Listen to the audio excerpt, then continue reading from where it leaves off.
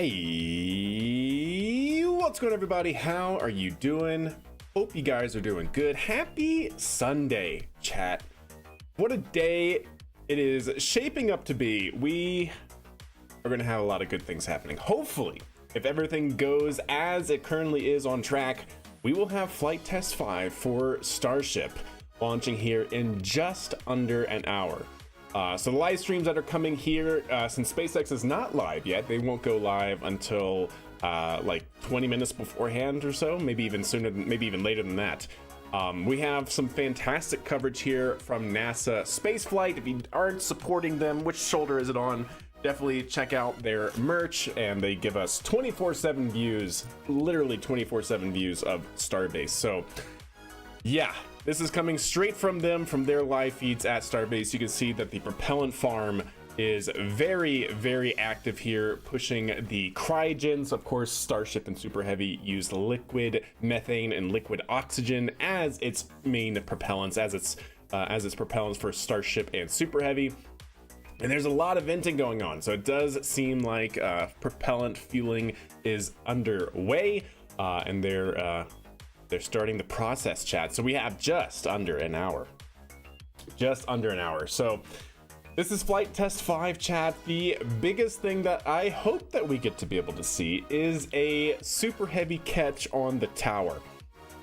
That's right. So this entire massive first stage is expected to be caught here at Starbase almost 7 minutes into flight, from these catch arms right here, which is a little bit hard to see at night, but they're right there at the top of Starship. They're basically moved into launch position.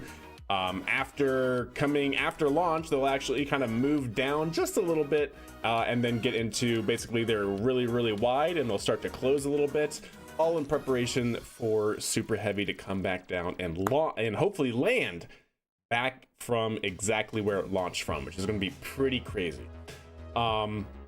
Yeah, so we actually have some upgrades on this flight as well. Starship has gotten a rework of most of its tiles. Not only were all of its tiles replaced, but also on the flaps, they actually added a layer of ablative heat shield.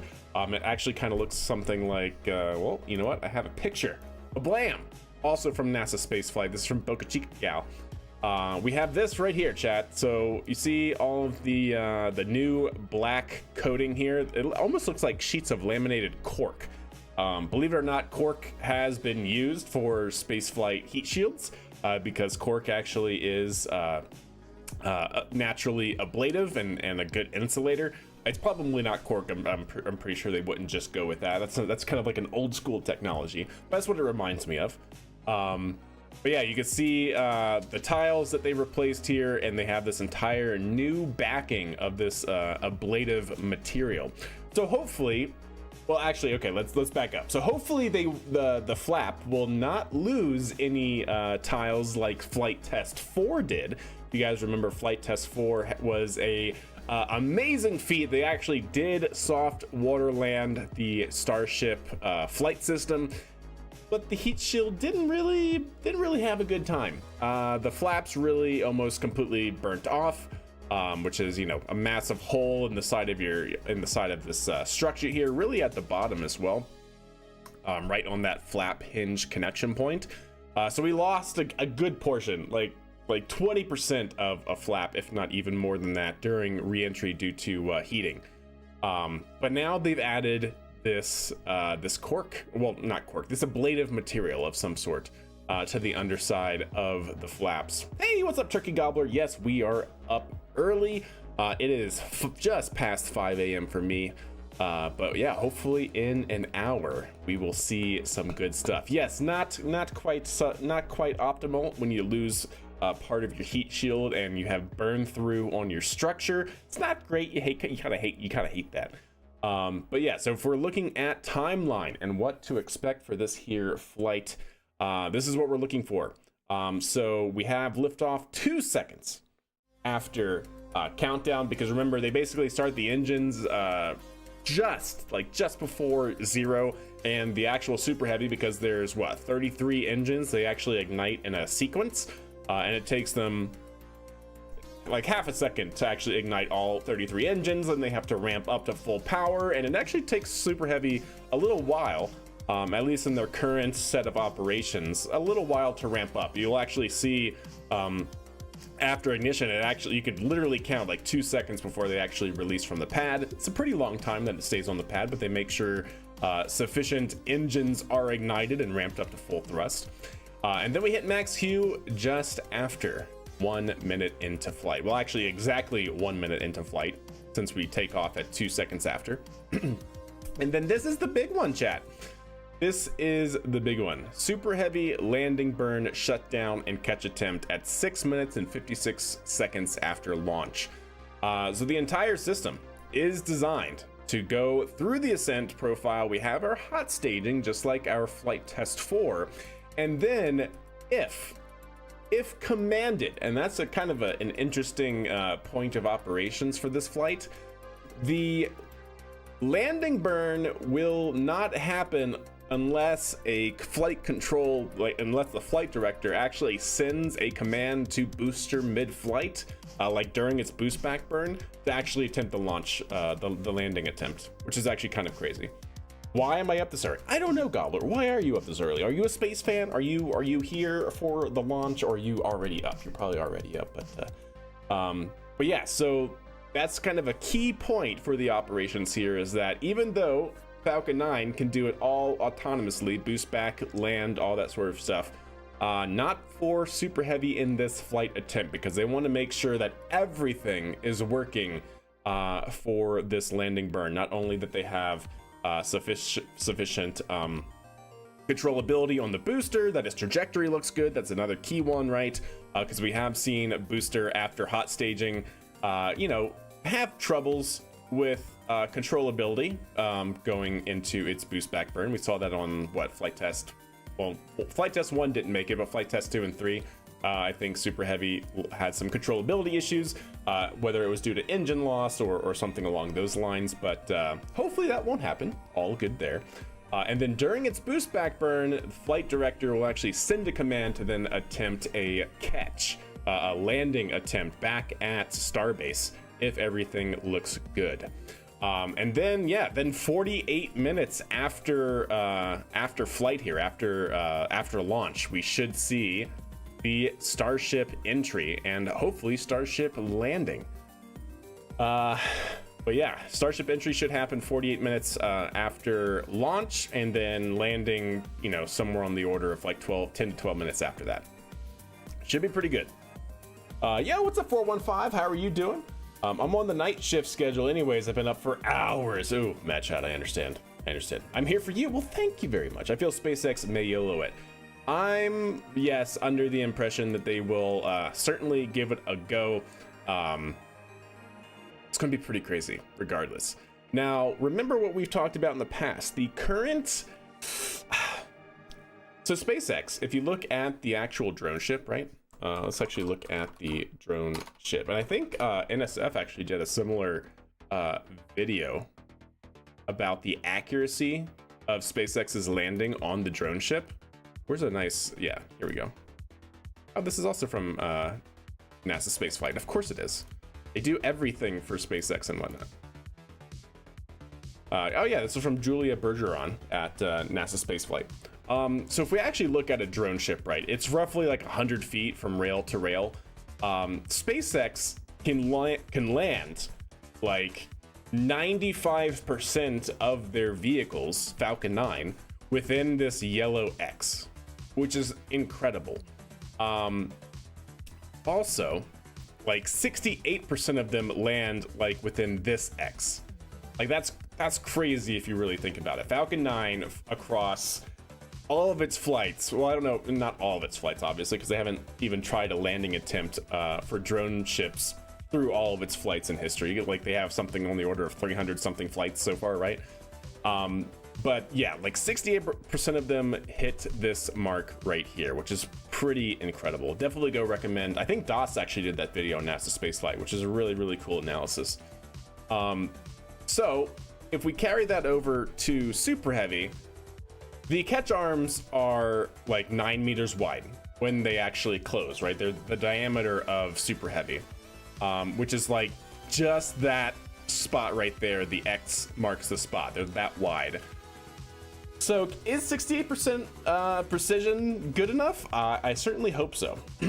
While dealing with ocean waves, that is very true, Draw. Like, they're doing things with the drone ship that they do not have to worry about on land, right? The tower, although it might be flexing a little bit in the wind and stuff and with the catch arms moving, the tower is not, you know, rolling with the waves, let's say.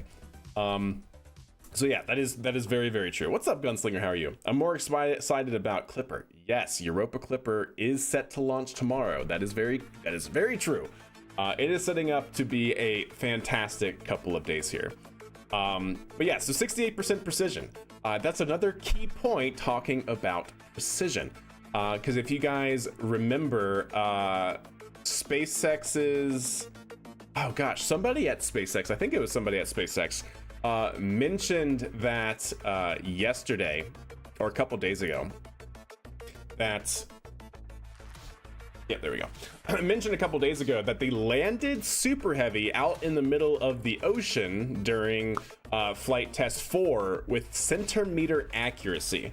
I think those were his exact words, centimeter accuracy. Which for me, I'm a little skeptical on how specifically they measure centimeter accuracy. I think they said half centimeter accuracy, because like half a centimeter, right, is like that much. When something is 9 meters wide, I don't know exactly how they're quantifying half a centimeter accuracy. So I'm a little skeptical on just that claim, but regardless, they hit their mark in the middle of the ocean that they were trying to do a soft landing for, right? Which is pretty great. Like, kudos to them. They landed like right next to the barge that they had out there and all of that sort of stuff. We got actual coverage of that too, right? You guys remember this right here? Blam! I'm ready for it, chat. So this was flight test 4. Flight, you can see from here, from very far away, the actual landing burn, and then they had a drone out there, not a drone, they had a barge out there as well that they had cameras attached to, and this is Booster. This is Super Heavy coming back and doing a very soft landing out in the middle of the ocean within a thumbnail. Exactly, that's what I'm saying. Like, I don't know how they quantify half a centimeter accuracy, especially when GPS, well, military GPS, is military GPS within half a centimeter? I don't even know if military GPS is within half a centimeter accuracy. So like I said, I don't know exactly how they're getting that precision point and those sig figs and things like that. I don't know how they're doing that, but take them for their word. The other key thing to note is we only have one landing. We have one sample size to understand exactly how accurate Super Heavy is for landing. Because remember, there's a very key difference between accuracy and precision. What is it? Something, I think this one. There's a difference, quite literally, between accuracy and precision. Accuracy is how close to the mark, the bullseye, you're able to achieve. Whereas precision is how well clustered you can, how well you can repeat that very, very specific landing point, let's say. So you can see here, when they're very, very tightly clustered, right on the bullseye, you have high accuracy, high precision. You can also have low accuracy, but high precision, meaning everything is very, very close, but you're consistently off the mark. And then you can have what, for all we know, they might actually be able to achieve so far is high accuracy, but low precision. To where you could, just that one sample size that we have for one landing, hit the mark exactly, but then over time we see that they have a much larger distribution of landing points. But time will tell, right? We only have one sample size so far, which is, and that one sample size, taking them for their word, is within half a centimeter of where they intended to actually land, which is pretty crazy to actually think about. So they use the same burrs, just have encryption on the main. Yes, but I believe, if I'm not mistaken, there is a difference in the accuracy capabilities between military GPS and civilian GPS. You're right. It's the same systems, but there's something different about the receive and things like that. But that's not my area of expertise, so I don't know. But yeah, so we're just about 43 minutes away here from our hopefully flight test 5, which is launching booster 30. No, I'm sorry, booster 12 and Starship 30. So this is the 12th iteration on the booster, or the 12th flight test article of booster. And then we have Starship 30, the 30th Starship built for flight here. Can't tell you. Understand. Yes, indeed. But yeah, so you can actually see up here on the tower the catch arms. You can actually see them pretty good here. They're just at the top of the tower in this picture, but at the very top of this picture here, you can see it. And so they're very spread out, right? Like they can be like this, and right now they're like this, right? They're very angled away. What's up, Deke? Why am I up? You're up for Spaceflight. That's why you're going to bed. Okay, well, good night. But you got 42 minutes before you hopefully see not only Starship launch, but also Super Heavy land back at the tower, which will be pretty crazy. But yeah, chat, so Starship 30 after flight test 4 did get an upgrade. Like I said earlier, it did get some new ablative heat shield materials underneath the flaps, because that was their burn through point during flight test 4. They lost a considerable amount of their flap, which is not great. What's up, Floating Disc? How are you? Will they try catching it? As far as I know, they are trying to catch it, yes. Yeah, so that's kind of a key point here, Float, and I just mentioned it, but it is not an automatic catch attempt, meaning that unlike Falcon 9, which does everything autonomously, all the way through ascent, ballistic arc, all the way down to landing, boost back burn, re-entry burn, all that stuff, the booster will only do a landing catch attempt back at the tower if the flight director and SpaceX team actually send a manual command to booster during its boost back. Yeah, so this is not quite the same system or trajectory that, of course, Falcon 9 is. It's not going to be completely automatic or autonomous. They will have to actually tell booster during its boost back phase to actually attempt the landing. And they're doing that out of an abundance of caution, right? You have to make sure everything is in position at the tower, that everything is going good with Mechzilla, right? The actual catch arms themselves, they have to be, in position, staged, and all that sort of stuff. They have to make sure everything is good for ground systems. And then they also have to make sure that booster's controllable and all that sort of other stuff after Starship separation. So it will perform its boost back autonomously, but that boost back will only get them so close. And then they actually have to send a manual command to then say, okay, we're good, fly yourself back to the tower. So it's going to be pretty crazy. So is the booster RTLS or barge landing? So yes, only ever RTLS as far as we currently know. SpaceX did have plans. They actually did buy a massive oil tanker and larger ship, kind of like what New Glenn is supposed to be landing on. But I believe they sold that. They were expecting to do Starship super heavy water landings, but that, to my knowledge, has changed for the last few years. They're not actually working on that, at least not right now. Maybe in the future, right? We still have all that concept art from years ago about Starship launching from a oil tanker style of system out in the middle of the ocean and being able to land back there, but at least for now, that doesn't seem to be within their roadmap, within their near-term roadmap. So they're worried about getting Starship Super Heavy into orbit, because remember, Starship still can't get to orbit with any payload, at least as it stands right now. Like I said, they're moving after, I believe, this flight. They're moving into what they're, I guess, calling like Starship V2, Starship version 2, block 2, whatever you want to call it. They're upgrading, they're stretching Starship to give it more propellant capacity, so that way they can also get some actual payload into orbit. So that'll be interesting. It'll also be interesting to see how that plays into the whole reusability concept of in-flight refueling, because if you're stretching your tanks and you have more fuel, then it's going to take more fuel to move more fuel, and you get into that vicious cycle of the detriment of the delta V, the vis-a-vis equation, right? But you're just here for plasma views. Understandable, 100% understandable. Yeah, just here for that. So real quick, chat, while we have some downtime, we're T-minus 38 minutes away from launch. I'm going to run a very short ad break on the Twitch side to kind of get rid of any sort of pre-roll ads or mid-roll injected ads as we get up into the final count of Starship. And then right before launch, probably at like T-minus 10 or something like that, I'll do one more final ad break just so that way we get no ads, hopefully throughout the entire mission. So real quick on the Twitch side, don't worry, the stream's going to be paused. It's not launching yet. I'll be back here in a short moment. What's up, Field Influence? How are you? Best viewers on... What are you doing? Stop it. Get out of here. Where's my Twitch bot? Why is Twitch bot not here? Move. Go. Leave us. Leave us. We don't need your viewers. All right, chat. I'll be back. Be back. Yeah, no, that's kind of crazy that a bot occurred when... Oh, that's how they're getting by, chat.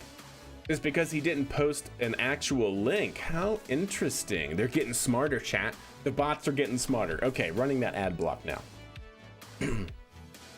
There we are. That should be rolling here momentarily. Yes, and then that should give us 31 minutes of no Twitch ads, which is going to be excellent. Which will get us right into the T-minus 6 minute mark. And just before that, I'll run a longer ad break to get rid of all things, which will be great. You love ads? Well, I'm glad you love ads. I don't love ads. I only do it because Twitch seems to be getting worse at running ads. Like they seem to be getting worse at running mid-roll ads, as well as getting worse at running longer pre-roll ads, which is just not great, Bob. But yeah, we are, oh, it looks like they updated the count, chat. They updated the count. We're back to T-minus 1 hour, so it would seem. So what is that going to be? 23, 24, 25, maybe? 25, start?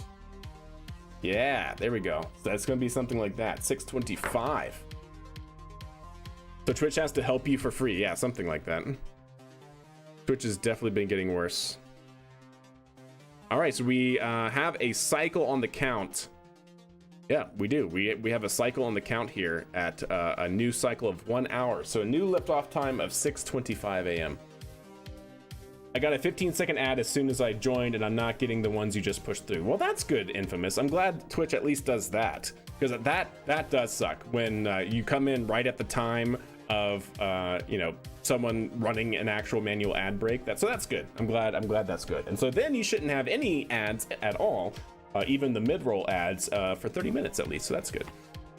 But yeah, so they did cycle the count. We're now having a new liftoff time of 7:25 a.m. Central, otherwise 6:25 a.m. Mountain. That's going to be 8:25 Eastern.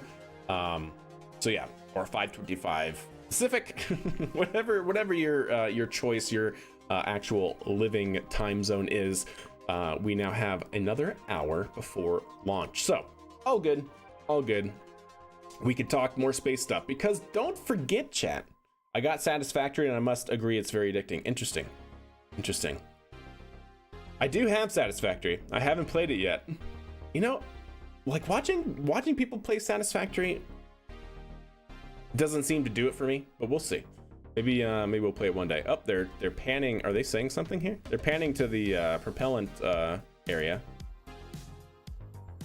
Nope. NSF is not saying anything. We still got a lot of venting from Starship Super Heavy, from the actual orbital launch mount, or the OLM.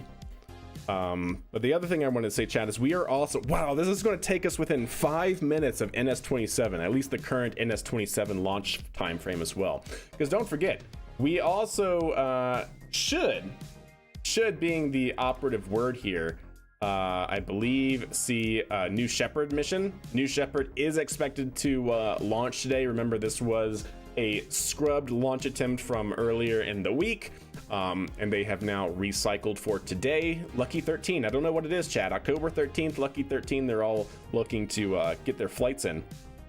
But yeah. That is going to take us, I think New Shepard NS-27 is set to launch, I believe at 6:30 a.m. Mountain Time, and this is taking us to a launch of Starship Super Heavy at 6:25. I'm sorry, maybe we'll do a picture-in-picture, a PIP or something like that, but Starship is definitely going to take precedence here. Give me Northrop Grumman, yeah. Or New Glenn, no, yeah. I'm used to saying NG as Northrop Grumman, but yeah, New Glenn, 100%. I just got trains, so setting up trains now. Nice. I like watching Starship, but not a game I would play. Interesting, Gunslinger. There you go. Fair enough. 1.0 update worth returning to that game. I played it a long time ago. Yeah, it seems like it's a pretty solid game, Infamous Tog. From what I've seen and heard, the reviews are great and everything. So yeah, definitely. So as I was saying, chat, we have a new liftoff time, T-minus 57 minutes. They have pushed it back about 25 minutes or so. So no big deal yet. I think they have a window, don't they? Not streaming your boss's rocket? Yeah, I know, right? How dare I not stream Bezos' rocket? Yeah. They do have a flight window, if I'm not mistaken. Flight window closes at 6:30, according to NSF.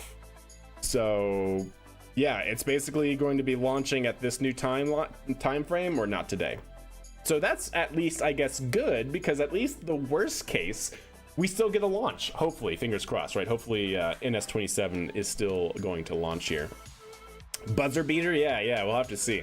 But like I said, the propellant farm, as you can see, is very, very active. They have these active cooling towers and recyclers for taking in for basically recycling the cryogens back into the tanks, and also super chilling it for actual filling of the vehicle. I'm not seeing any frost on the vehicle yet. We still see a lot of venting here off of the OLM, or Orbital Launch Mount, but I expect that to change very, very soon. 1 hour away, glad I got up. Indeed, welcome Perry, how are you doing? NS 5 minutes after Starship. Yeah, like I was saying, Carhill, this is going to take precedence. All right, we might do like a picture-in-picture if I can set that up or whatnot, but this definitely takes precedence. The good thing is, though, like looking at the timeline here, 5 minutes after, oh man. We're not gonna be able to, because I forgot about the landing, chat. I was thinking like, oh yeah, so 5 minutes after, Starship will be continuing its burn into orbit. Maybe we can flip over and watch NS-27. But literally a minute after that, we have Super Heavy trying to do its landing attempt. Well, if everything goes well, like I was saying earlier, SpaceX actually has to send a manual command to the booster to actually do the landing burn. So if they see something wrong, they actually won't do it, but let's just assume that they do. Then we only have a minute to watch NS-27, and I'm just going to put it right there. That's not going to happen, so. Yeah. Catch is T plus 1 minute and 50 seconds for, yeah, exactly. Yeah, we only have a couple minutes to do that. Oh, Turkey. Hell yeah, man. Hell yeah. All right. So yeah, this is again the what we should hopefully be seeing today. Give you guys a little bit of a zoomed in view. We do have Super Heavy engine start happening at T plus 2 seconds. So don't forget, they basically ignite the engines at, say, T minus 1 second. They start the ignition process, and there's 33 engines, and they have to light them all in a specific sequence, which takes about half a second. But then they actually have to ramp up all 33 engines to full power. That takes a moment to make sure everything is good for launch, and then they will actually release from the OLM, or the Orbital Launch Mount, at T plus 2 seconds. From there, we go through the nominal ascent profile all the way through hot staging.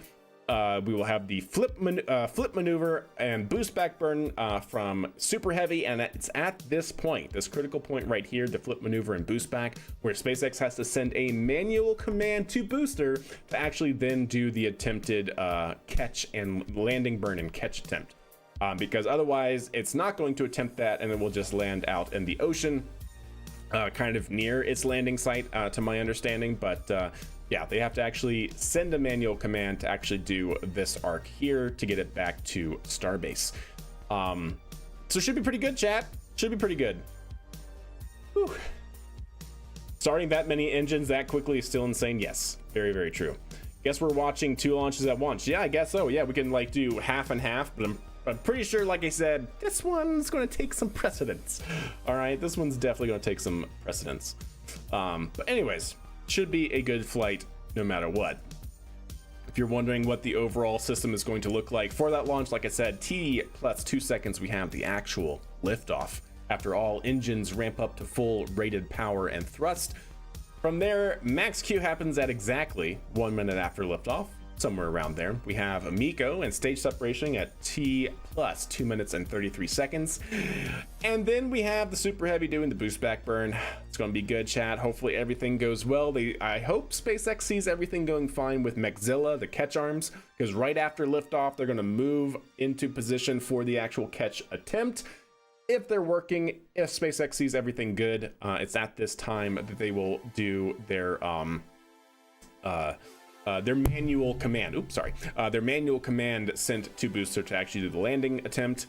Because this is a pretty long burn, right? Super Heavy boost back burn start at T plus 2 minutes and 48 seconds, and then Super Heavy boost back burn shutdown at 3 minutes and 41 seconds. Almost a minute of boost back burn, which is why it definitely seems to be good to have a long-term roadmap of being able to land Super Heavy out in the middle of the ocean as well. But hey, that's just me.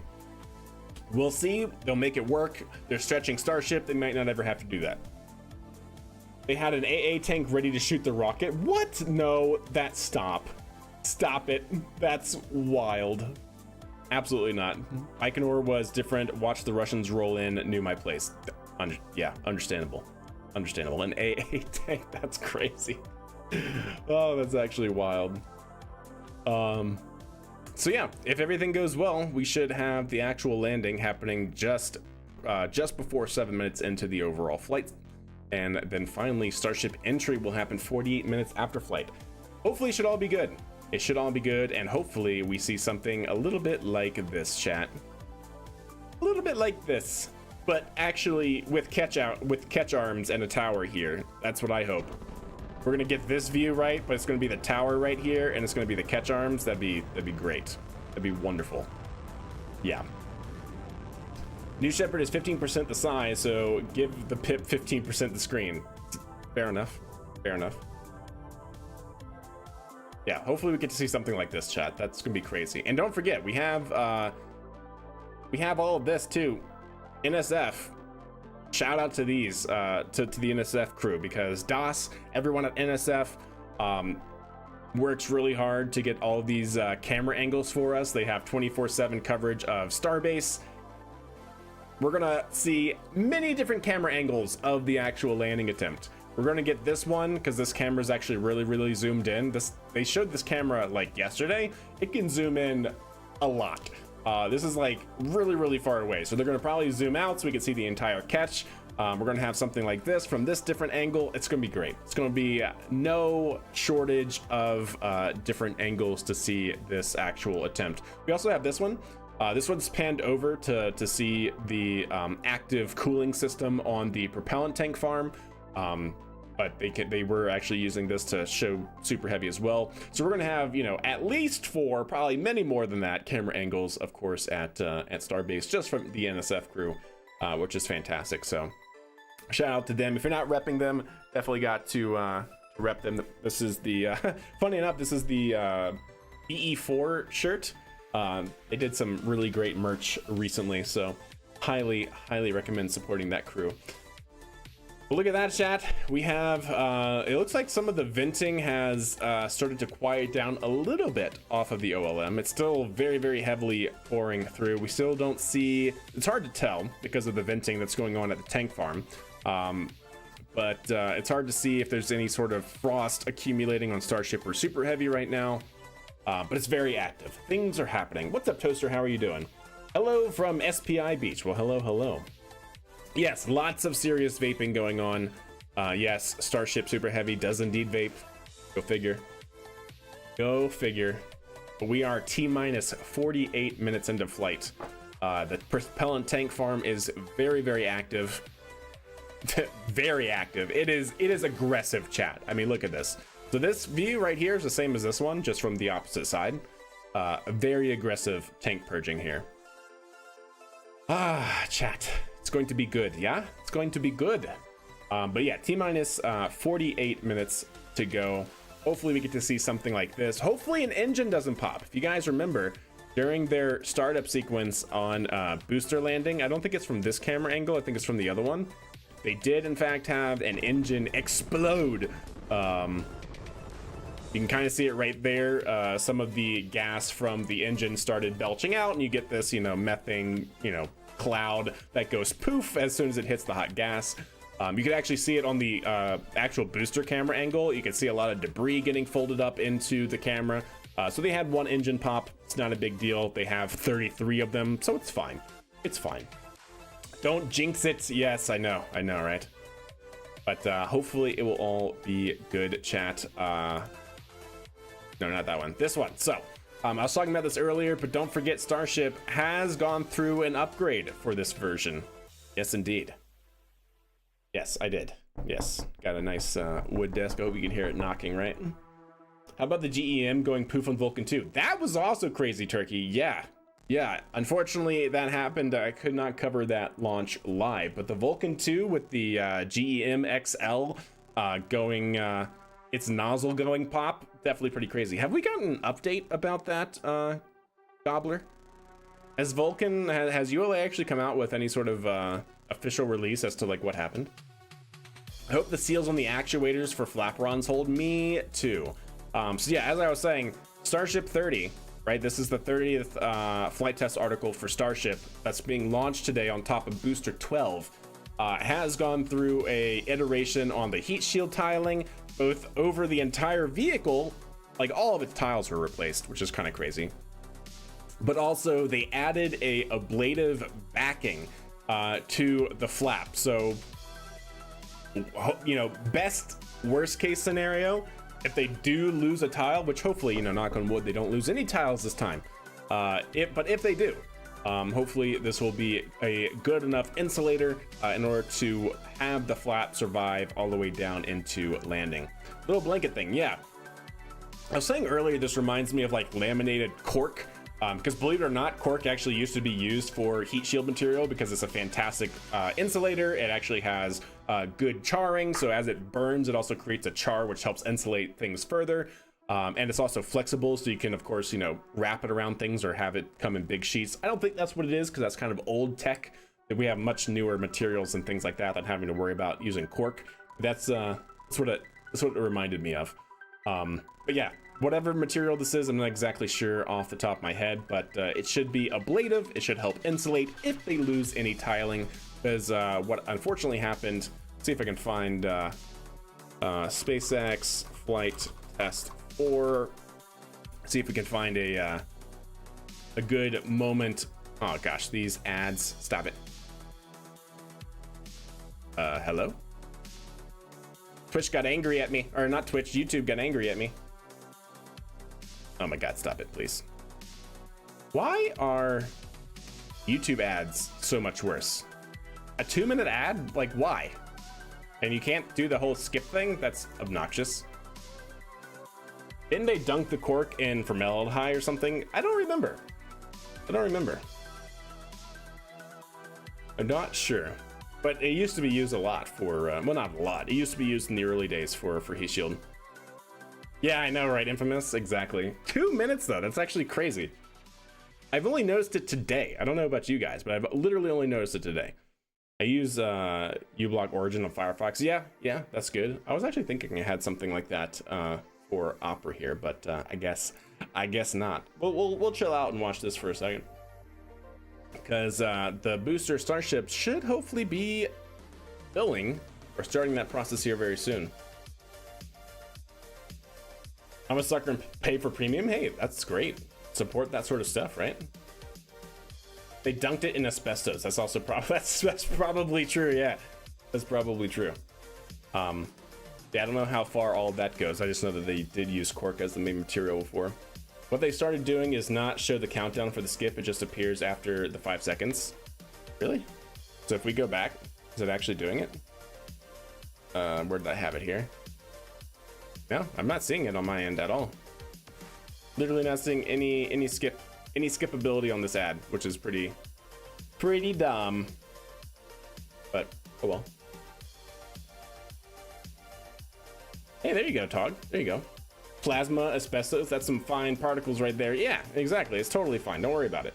Asbestos is a fantastic insulator, just, you know, it sucks for other things. It obviously sucks for other things, like health, you know, health of humans and things.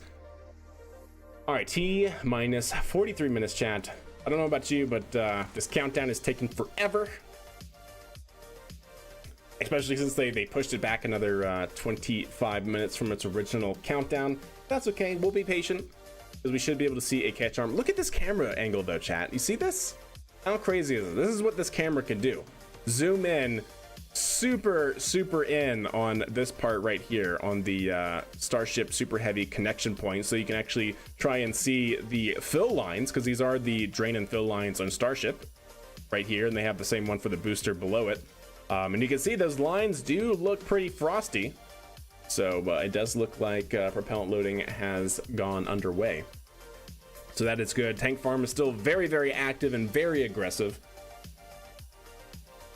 SoClay isn't too far behind. That is true. That is very true. All right. Still, what do we got on that one ad here? Still, like, wait, why is it stuck at 20? I'm so confused, chat, as to like why this is happening.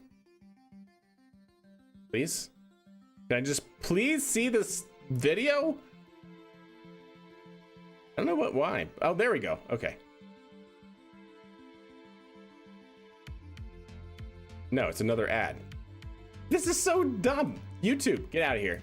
YouTube, you're failing me today, and I don't understand why. All right, we'll just go to images. I'm pretty sure that'll be the better for it anyways. I just want to see SpaceX flight test 4 flap. Like a spell flap, that'd be great. So yeah, this happened, chat. This is what I was looking for, right? This right here is what I was looking for. So you see this? Very bad, okay? During its entry, of course, on flight test 4, they had some apparent heat shield tiles fly off. You can actually look to see one right there flying off the bottom or the top of, or not the top, but the bottom of the flap here. Pretty big chunk, and this was happening all through the flight. You could see some debris off to the side here. Yeah, very excitable reentry. So the flap did suffer some extreme heat. It actually did suffer complete burn through on the actual structure. Later into the actual flight, you can see like this entire part right here that's orange was completely burnt off. We lost like a good, I don't know, 33%, like a third of the entire flap was just gone. So yeah, very bad. So in order to try and combat that, they added this layer here, because apparently what happened was going through entry, either a tile fell off or there was just enough gap in between the tiles, because if you look at a very zoomed in picture here, and you can kind of see it here on these bottom ones, the tiles aren't perfectly flush, right? Some of them do have some gap, and I think that's actually one of the things they did fix on this Starship 30, because Starship 30 got completely new tiling. But you could see previously that, you know, for speed purposes and things like that, they just kind of they were fine with gaps in between the different tiling within the different tiles, and so either heat got through some of that and started to heat the back plate, the actual structure of the flap on Starship, what was that, flight test 4, and tiles then fell off, and then we had burn through, because the only thing that's behind, that was originally behind the tiles on flight test 4 Starship, was like a Nomex like fire blanket backing. Unfortunately, that did not have sufficient insulation to try and mitigate the highest peak heat rate on the vehicle during its re-entry. So very unfortunate. And so then that burned off and burned away, and you can see that happening during the actual flight test 4 video. So to counteract that, they have multiple layers on the flaps this time, especially at the actual hinge point, right? That's the key critical area for the entire flap. because you have a gap in between the structure and the actual flap and things like that. So it's a very, very key point. It's an actuator as well. So you have to give that room to actually then actuate. Very, very difficult to try and keep a lot of heat out during the entry process. So yeah, not only do they have that fire blanket backing, they also have this new ablative material backing. I think they have another backing even after that, and then they have the tile. So they have a lot of stuff going on here. It's, hey, what's up, Names? How are you? It's 4:45 a.m. and I'm ready to party. Yes, we are here for it. We are here for it. We are waiting. Oh, looks like the venting has picked back up off of the OLM. It looks like it's a little bit more flow through the OLM than previously. Maybe that's just me. I'm not sure. But we are starting to see first light here at Starbase, which is pretty cool. Some tile gaps needed due to vehicle expansion. That is true. That is very true. Also contraction. Yeah, the entire vehicle expands and contracts. It contracts when it's full of propellant because the propellant is very, very, very cold. They're using both cryogenic oxygen and cryogenic methane.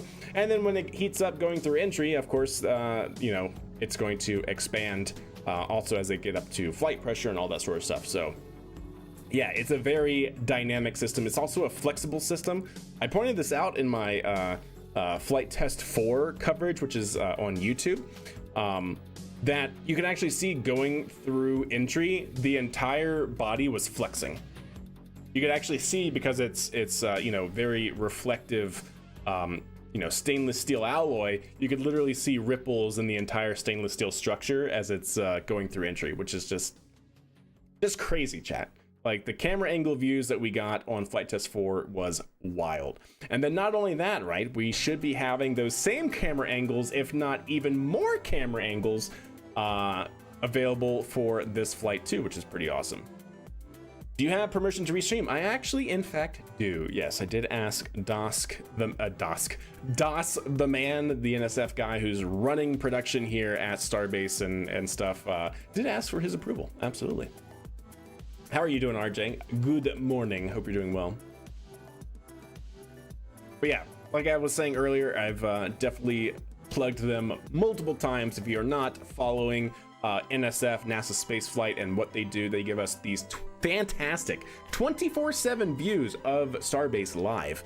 And they have that set up here for us this morning until SpaceX goes live. It's gonna be pretty great. Your screen is too big? Oh, you were right. I zoomed in for the tweeters. I love Dask. Yeah, exactly. Yeah, Das is awesome. Yeah, I'm such a complainer. No, I appreciate it. I appreciate it. Keeping the stream production going. RJ is. But yes, it is definitely more active now. Definitely picking up. We are T minus 35 minutes, and unfortunately, gosh dang it, I was really hoping that they would be launching. I guess I should have just done a longer ad break because we're about to get more Twitch ads in the process. I'll hold off a little bit and then do another short ad break here so we don't get any interruptions from the Twitch side all the way through the hopefully T0 mark. And then we'll run one right before launch so that way we get nothing at all. It's going to be great. It is going to be great. Yes, indeed. Am I starting to see some frost there on Super Heavy, or some condensation coming off? Is that what I'm seeing, chat? Some frost, not frost, but some condensation. Yeah, look at that, chat. There we go. So we do have some good filling underway, which is fantastic. It's interesting that part hits frost first. The space juice is flowing with the great vigor. Yes, it is. Space juice. Yeah, something like that. Big brain just up to the channel. Hey, not everyone can do that.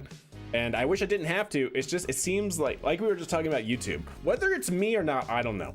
But it just seems like Twitch has been getting more aggressive with like longer ads being played for pre-roll ads. And then they also do mid-roll injected ads now, which is just, I hate that. Beautiful morning for a launch. That's right, Cobra. How are you doing? Midsection of the ship too, yeah. It just takes a while to for that frost to build up and for things to get cold, because that's the ribbed section as well in between. I believe in between the tanks, right? So yeah, that's just the part that gets it the most at first. There's more surface area and whatnot. Jeff Bezos needs more money. That must be it. That must be it. I mean, he's not even running Amazon now. Turkey Gobbler, what are you doing? Coming in with 20 gifted subs. Good Lord. Why? Well, thank you. Okay. Yeah, there you go. That's crazy.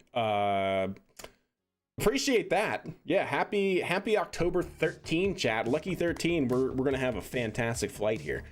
What's up, Charties? How are you doing? Goodness me. Thank you very much, Turkey. That is too generous and too kind. Much love to you, my friend. Yes, indeed. Now you get to bypass the ads. All right, chat. That's it. Coming from Turkey the Gobbler. Just crazy. Just crazy. Anyways, you broke me for a second. Let's let's recycle, reboot. We are T minus 32 minutes into it. Thank Nolan, not me. No, I thank you. So chat thanks me, and then I thank you on behalf of chat. Maybe that's what I do. Maybe that's how that works. Shout outs to Turkey. That's right, names. That's right. Appreciate it. 10 biddies. Goodness. Goodness. It's gonna be a good flight, chat, no doubt. So T minus 32 minutes. The tank farm is still very active. We're starting to see. Oh, they also stopped venting from the OLM. Look at that, chat. Distracted by Turkey Gobbler's fantastic generosity. They did, in fact, close out the OLM's vent. Still see the tank farm very, very active. As far as we know, countdown is still commencing, so that's good. So hopefully things will liven up even more quickly now. They've turned off the venting from the OLM. Because remember what has to happen, chat. They're using cryogens, and what typically happens is when you pour cryogenic anything into something that's hot, relatively hot, you get a whole bunch of vapor, right? It instantly turns into gas. And so of course you have to vent that because you don't want gaseous oxygen and gaseous methane inside your rocket. You want it to be liquid. You want it to stay cold. So what they have to do is, of course, pour in a lot of liquid oxygen and a lot of liquid methane into the tanks and have it basically flash to gas and then cool that tank structure and continue pouring. But of course, at that same time, everything is going to gas as well. So they have to vent that gas and then they have to pour in more cryogenic oxygen and cryogenic methane to the point where they can then get the actual temperature of the tank, the holding tank, the propellant tank, to a level that they're able to sustain and not have a lot of boil off. So it's a constant cycle. Quite literally, it's a cycle, right? You pour cryogens in, that has to either be vented or recirculated back to the propellant tank farm, and you're continually doing that until the tank gets cold enough to where you can then maintain and not have to worry about so much boil off in your cryogens. So pretty sure that's what we were seeing there. The entire OLM was venting as they were just trying to get the tanks down to temperature, and then now they've closed that off and they're starting to fill it. Tips for ads on PC. You should see a mini player button when an ad rolls. You can mute the ad, then expand the mini player, and it turns its volume up to hear stream. Oh, that's interesting. That's really, really interesting. That's on Twitch side? That's cool. Hell yeah. All right, we are now dawn, chat. We are now at dawn. You can see this camera looking like we're just starting to see the peak of the sun. I'm not sure if the sun is actually over the horizon yet because we still see, even though we're kind of facing away. Oh, maybe we do. Maybe that is the actual sun. I was trying to think of like, are we actually seeing the sunlight or is it still first light? The sun hasn't peaked over the horizon, but looking good. Let's actually see what time, at least for me, is the actual sunrise. I have my fancy watch that tells me that. Let's see what it says. 7:09. So yeah, it's pretty much right on point for Texas, which is a little bit further south than me. Should be actual at sunrise. Are we going to watch NSF or SpaceX string for T0? Probably SpaceX's. I'll definitely keep NSF live up, so that way during the coast phase we can rewatch it from NSF Live's perspective. But I'm thinking SpaceX might be better for the actual liftoff. Hey, what's up, Binge Man? Many funnies they're about into. Yes, yeah. That is true. that is very true. odds on this happening, I like to think pretty high. I mean, SpaceX has been itching to launch this. The main holdback was waiting for this to drop. If you guys remember, they were waiting for FAA regulatory approval for their launch license for Starship. They did just get this yesterday, which is pretty crazy. Original issue date, they got an update. It was released on October 12th. That was yesterday. So this was their blocker. This is what was keeping Starship 5 or Flight Test 5 from even taking off, and this just landed yesterday. So yeah, I'm pretty sure they're itching to launch. And we've seen SpaceX launch just for the heck of it in the past. If you guys remember the Starship test flight that ended in a massive explosion during a low altitude in-flight abort. Yeah, they have a backlog of boosters and Starship to get to. Not only that, but Starship 2, version 2, is set to be debuting here. So we'll have to see where that comes into play in the whole flight systems, because Starship 2 is supposed to be stretched, it's supposed to be larger, supposed to have more propellant, so that way they can actually get some usable payload into orbit. So they don't want to be launching, Starship V1 anymore, But yeah, you love the revisions. Exactly. They have a bunch of revisions here, chat. They have them very well detailed from October 12th, all the different ones. And what's really cool, chat, as far as my understanding is, this is meant for both Starship 5, Flight Test 5, and Flight Test 6. This is also supposed to cover Flight Test 6. So as far as my understanding goes, they should also already be launch license approved for Flight Test 6, barring any changes that have to happen before Flight Test 6, right? But if they can launch, do the same operation procedures and same setup and all that sort of stuff, same trajectory and whatnot, I don't think it pertains necessarily to trajectory, but so long as they have all of the same systems in place and operations in place for Flight Test 6 as Flight Test 5, they should be good for Flight Test 6, as far as I understand, under this same launch license revision. So we'll have to see. But that's my current understanding. T-minus 26 minutes, chat. Yep, ship it. Exactly. Just go ahead and ship it, chat. Starship it. Yeah, 100%. Do you think odds of Flight Test 6 before end of year, if everything goes well today? Oh, God.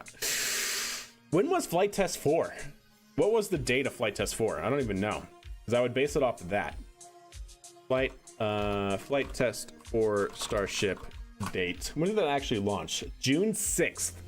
So June, July, August, September, October. 4 months? I think that'd be a tall order. I mean, maybe. Like I said, if they don't change anything, then and it's just a turnaround for another flight test attempt, then I think yes. But, they still have to do static fire on their next Starship, which they have been doing. They have to do their static fire test of their next booster. They have to integrate. They have to do the fully integrated Starship static burn. I don't know. That'd be a tall order. So they went from, 8 months down to 4 months, down to 2 months. I'm going to say no. Especially with the holiday coming up. But they might be like, hey, the holiday's coming up. We got to get this turned around now. So, God, it's tough to say, Deke. I think that's a little bit too fast for them to turn around right now. But if anybody can do it, it is definitely SpaceX. In my honest opinion, the FCC delays aren't that crazy, or FAA aren't that crazy. No one else has tried to get something the size of Saturn V. Yeah, we talked about this on stream last week, Evo. Yeah, I don't think it's that crazy either. I really don't. We went through a kind of a deep dive into the FAA process and actually read the testimony that FAA submitted to Congress. I think it's totally reasonable.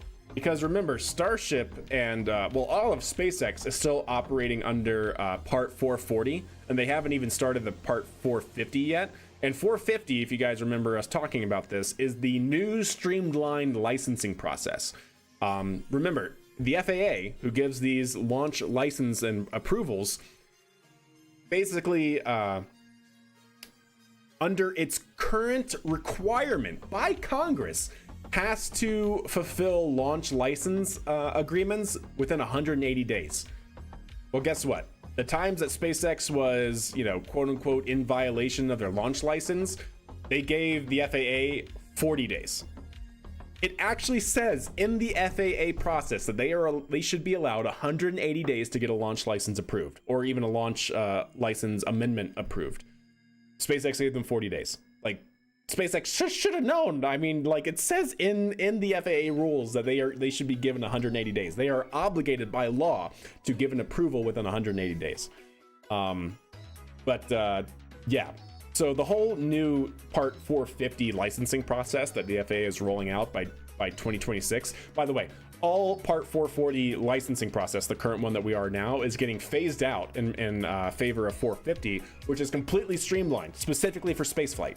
But SpaceX isn't using it yet, even though they could. And I'm sure, I mean, I think it's fine that they aren't, right? Because Part 450, you have to get whole new processes in place, and you have to go through a new process and whatnot. But SpaceX isn't using the Part 450 yet, so I don't know. It's just kind of a mess. It's just kind of a mess. What's up, RG? How are you? Like, I think it was. I think SpaceX is in the right to argue and be like, hey, you guys are too slow. But it's also FAA has already known that they're too slow, and back in 2020, under law by Congress, is changing their entire spaceflight architecture to be more streamlined, but that's not supposed to take like full effect until 2026. And SpaceX could take advantage of that process now, but they aren't. So, it's kind of weird. In my opinion, it's a little bit weird, but oh well, such is life, right? Such is life. All right, we are showing up here, chat. We are 22 minutes out. Let me actually check to make sure everything is looking good on the SpaceX is live. Heck yeah, I was just about to check that. Do I have it on this one? I do.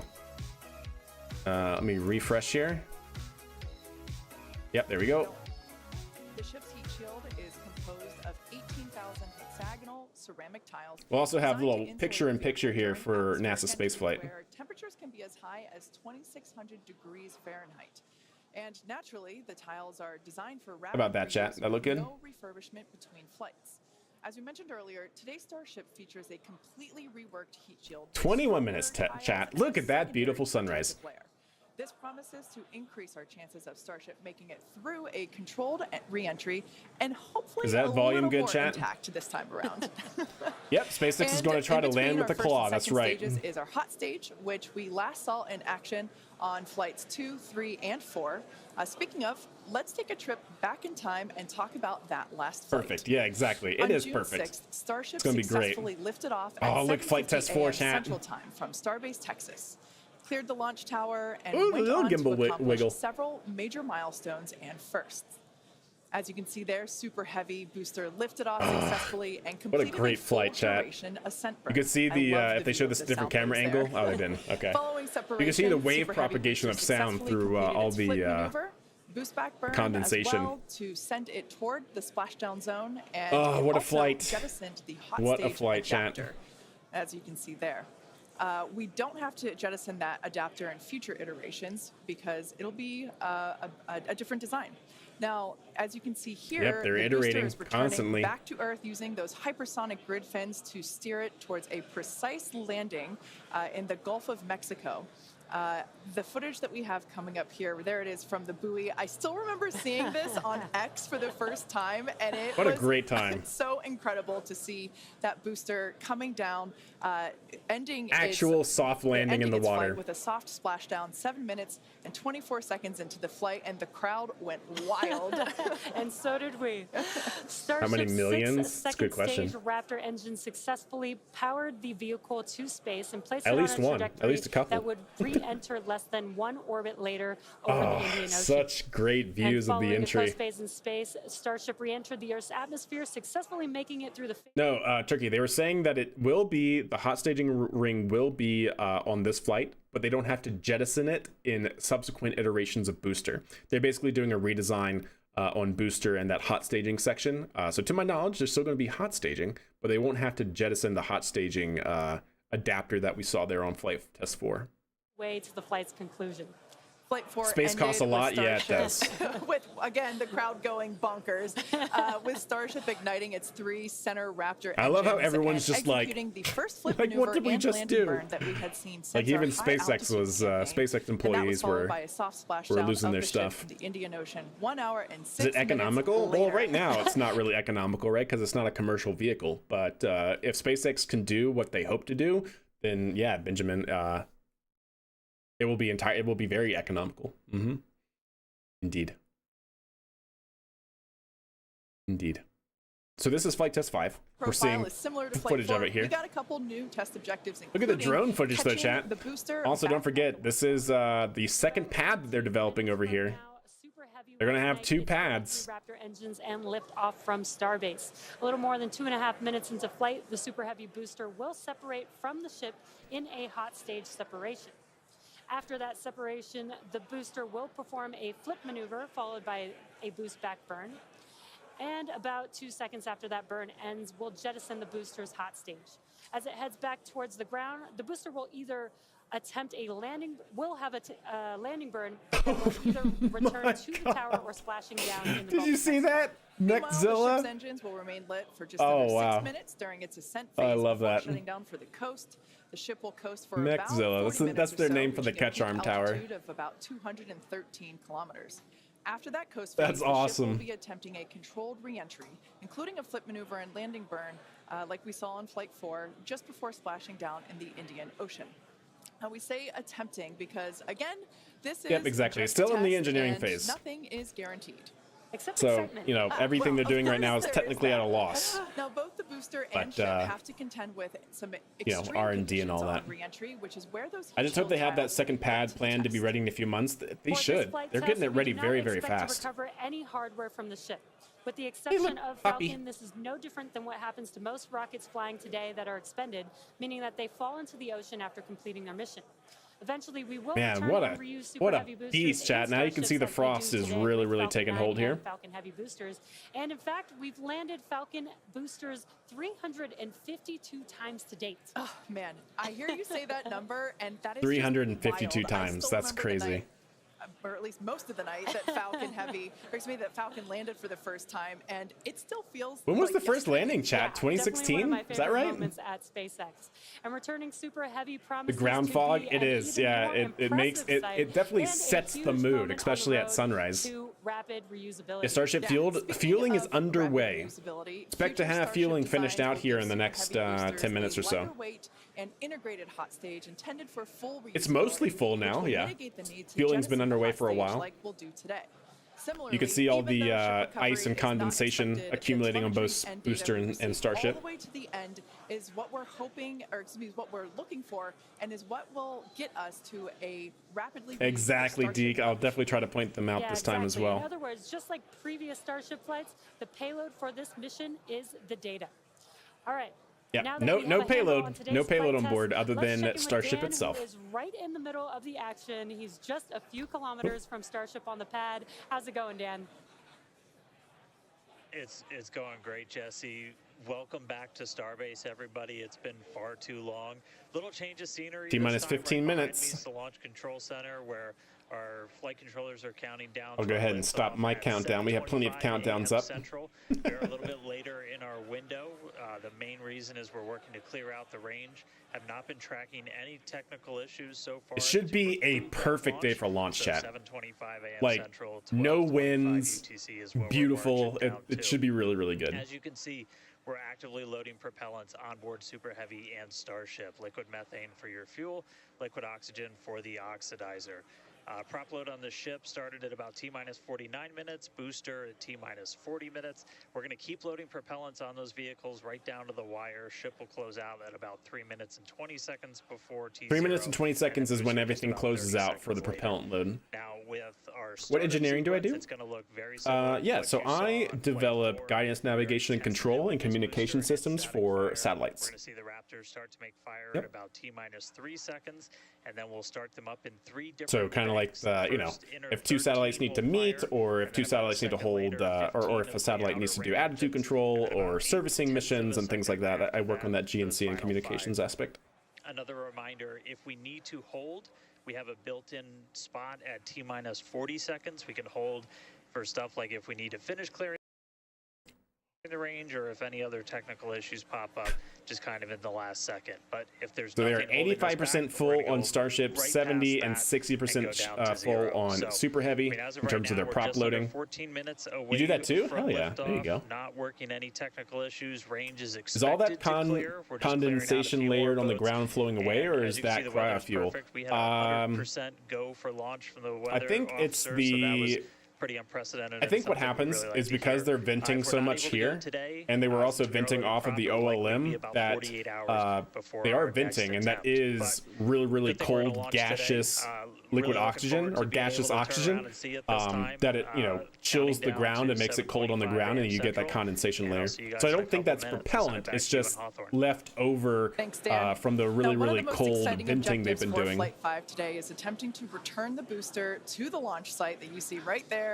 and it will be caught by the tower. We refer to this simply as booster catch. Are YouTubers way too shy at talking about guidance algorithms? Some, because most like company-based guidance, navigation, and control algorithms are proprietary, obviously, and they're usually also ITAR protected.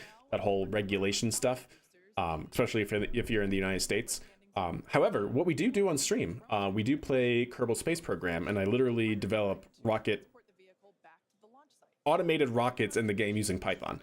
So doing stuff like that is, so long as you're using like open source materials and things like that, is not ITAR regulated. But yeah, doing any sort of like specific talk about that could be bad.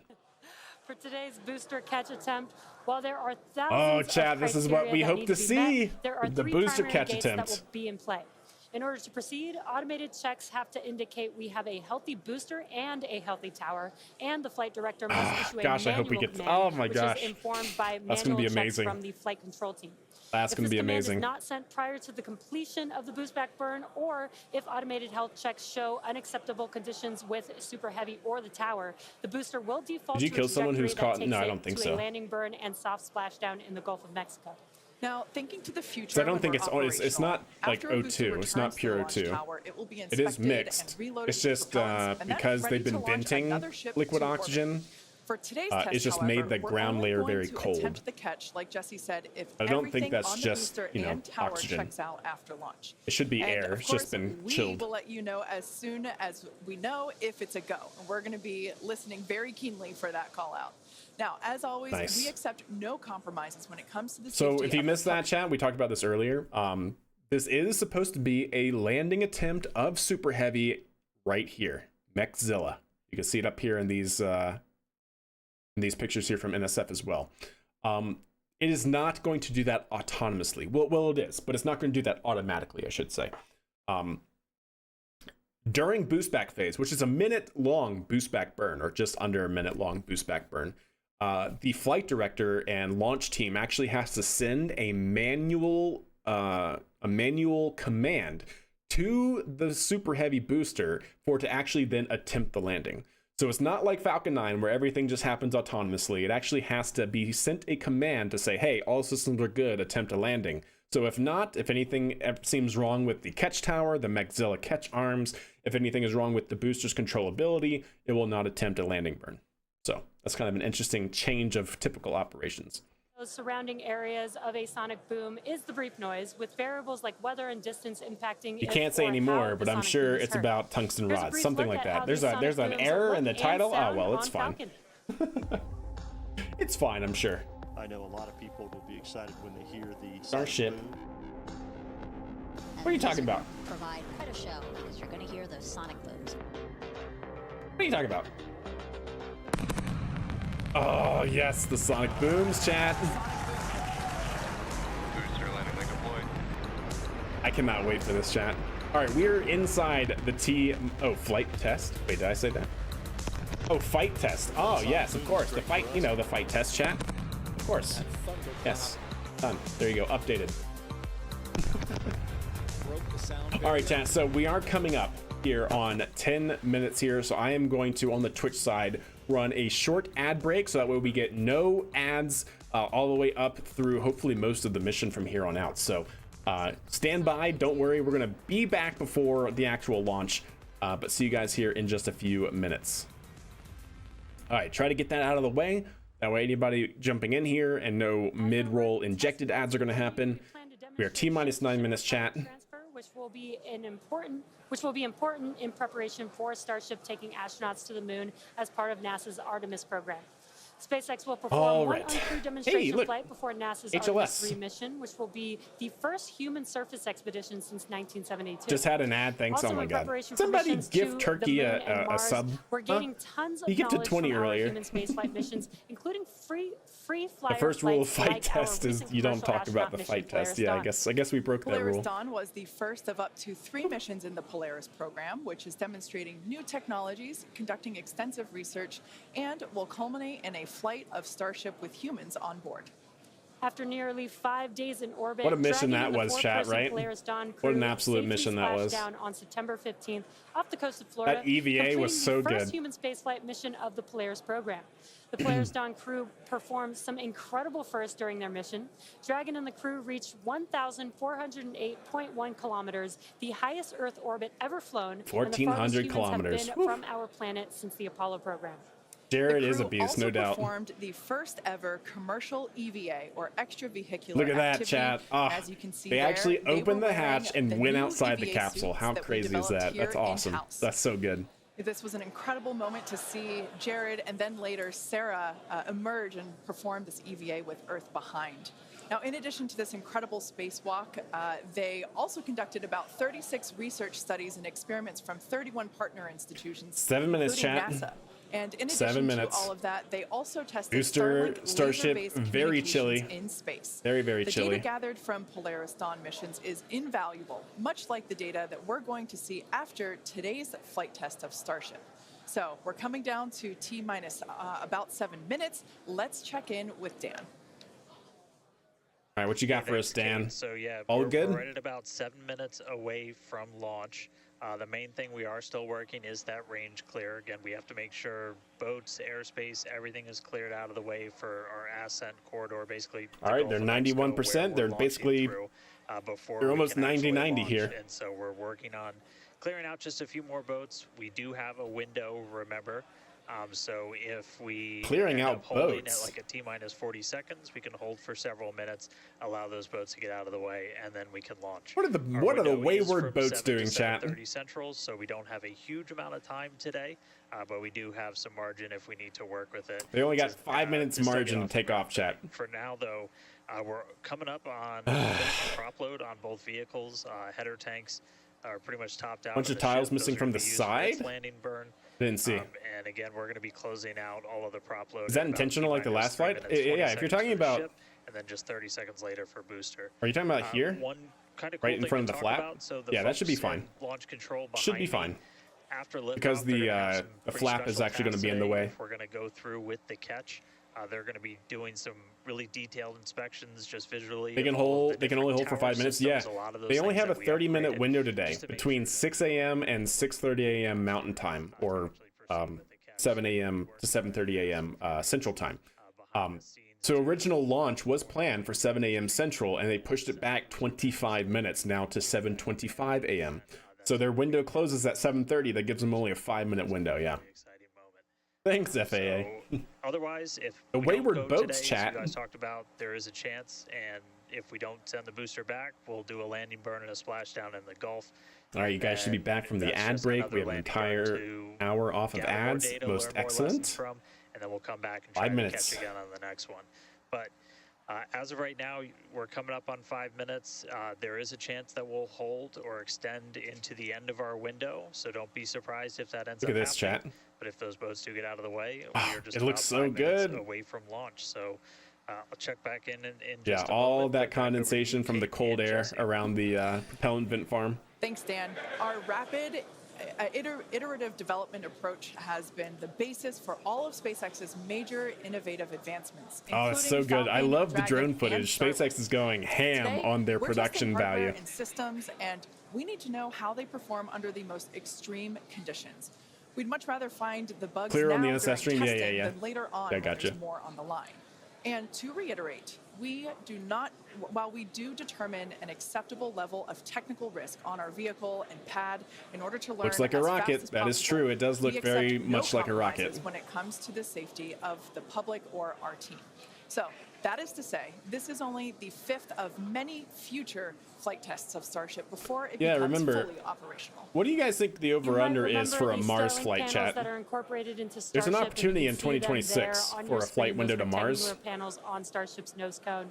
And I think Starlink there's brings us another the opportunity in epic 2028, views and then in not space another and one on until re-entry, 2030. and also Right, helps it's roughly deliver us the every critical flight data 26 engineers need months. to continue Yeah, development. 26 months. In addition to Something like enabling that. our rapid iteration on Starship, Starlink is also enabling life-saving communication. I think they'll do it just for the heck of it. SpaceX is sending tens of thousands of Starlink look, kits they got, in response to some tile hurricanes prototypes Helene there. and Milton, and providing free service through the end of the year. To No, wait, it support happens in recovery 2026. efforts. I mean, the Starlink team also worked don't with forget, T-Mobile in order to get this activate thing our to Mars, direct-to-cell they have to satellites, refuel provide it basic fully texting on in low T-Mobile, Earth orbit. and So emergency alerts for just all for a phones Mars and mission, they carriers need of 16 those in flights or something on that affected order. areas.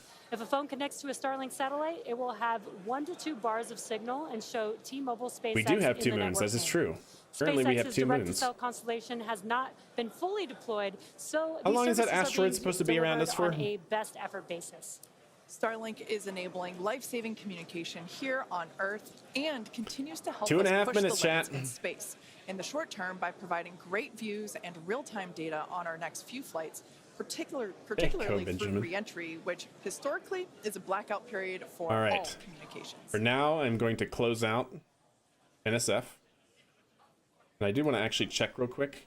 New Shepard, is New Shepard up? No, New Shepard pushed it back an hour. Heck yes, chat. All right, so we're No coming New up Shepard on missing. 2 minutes 30 seconds away from launch.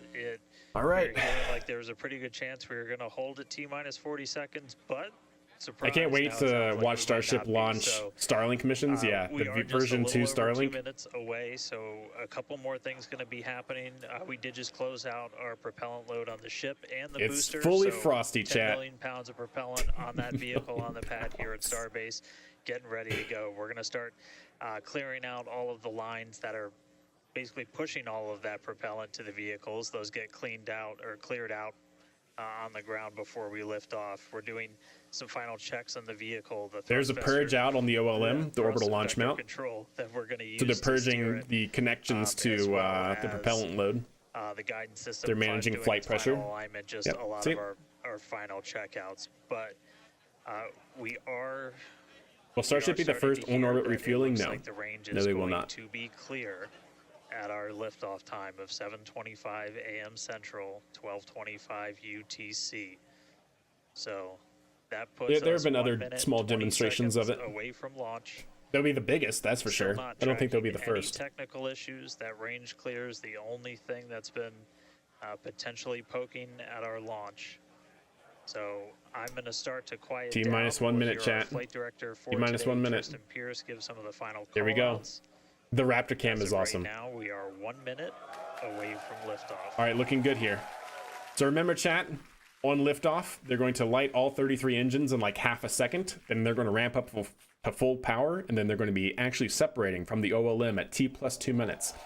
At that point, during ignition, watch the condensation around Starbase, because you'll actually be able to see the noise propagation waves go through it.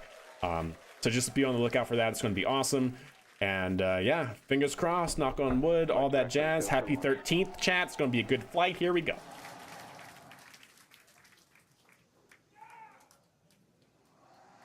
Best words you could possibly hear. We're 20 go for seconds flight. away from liftoff.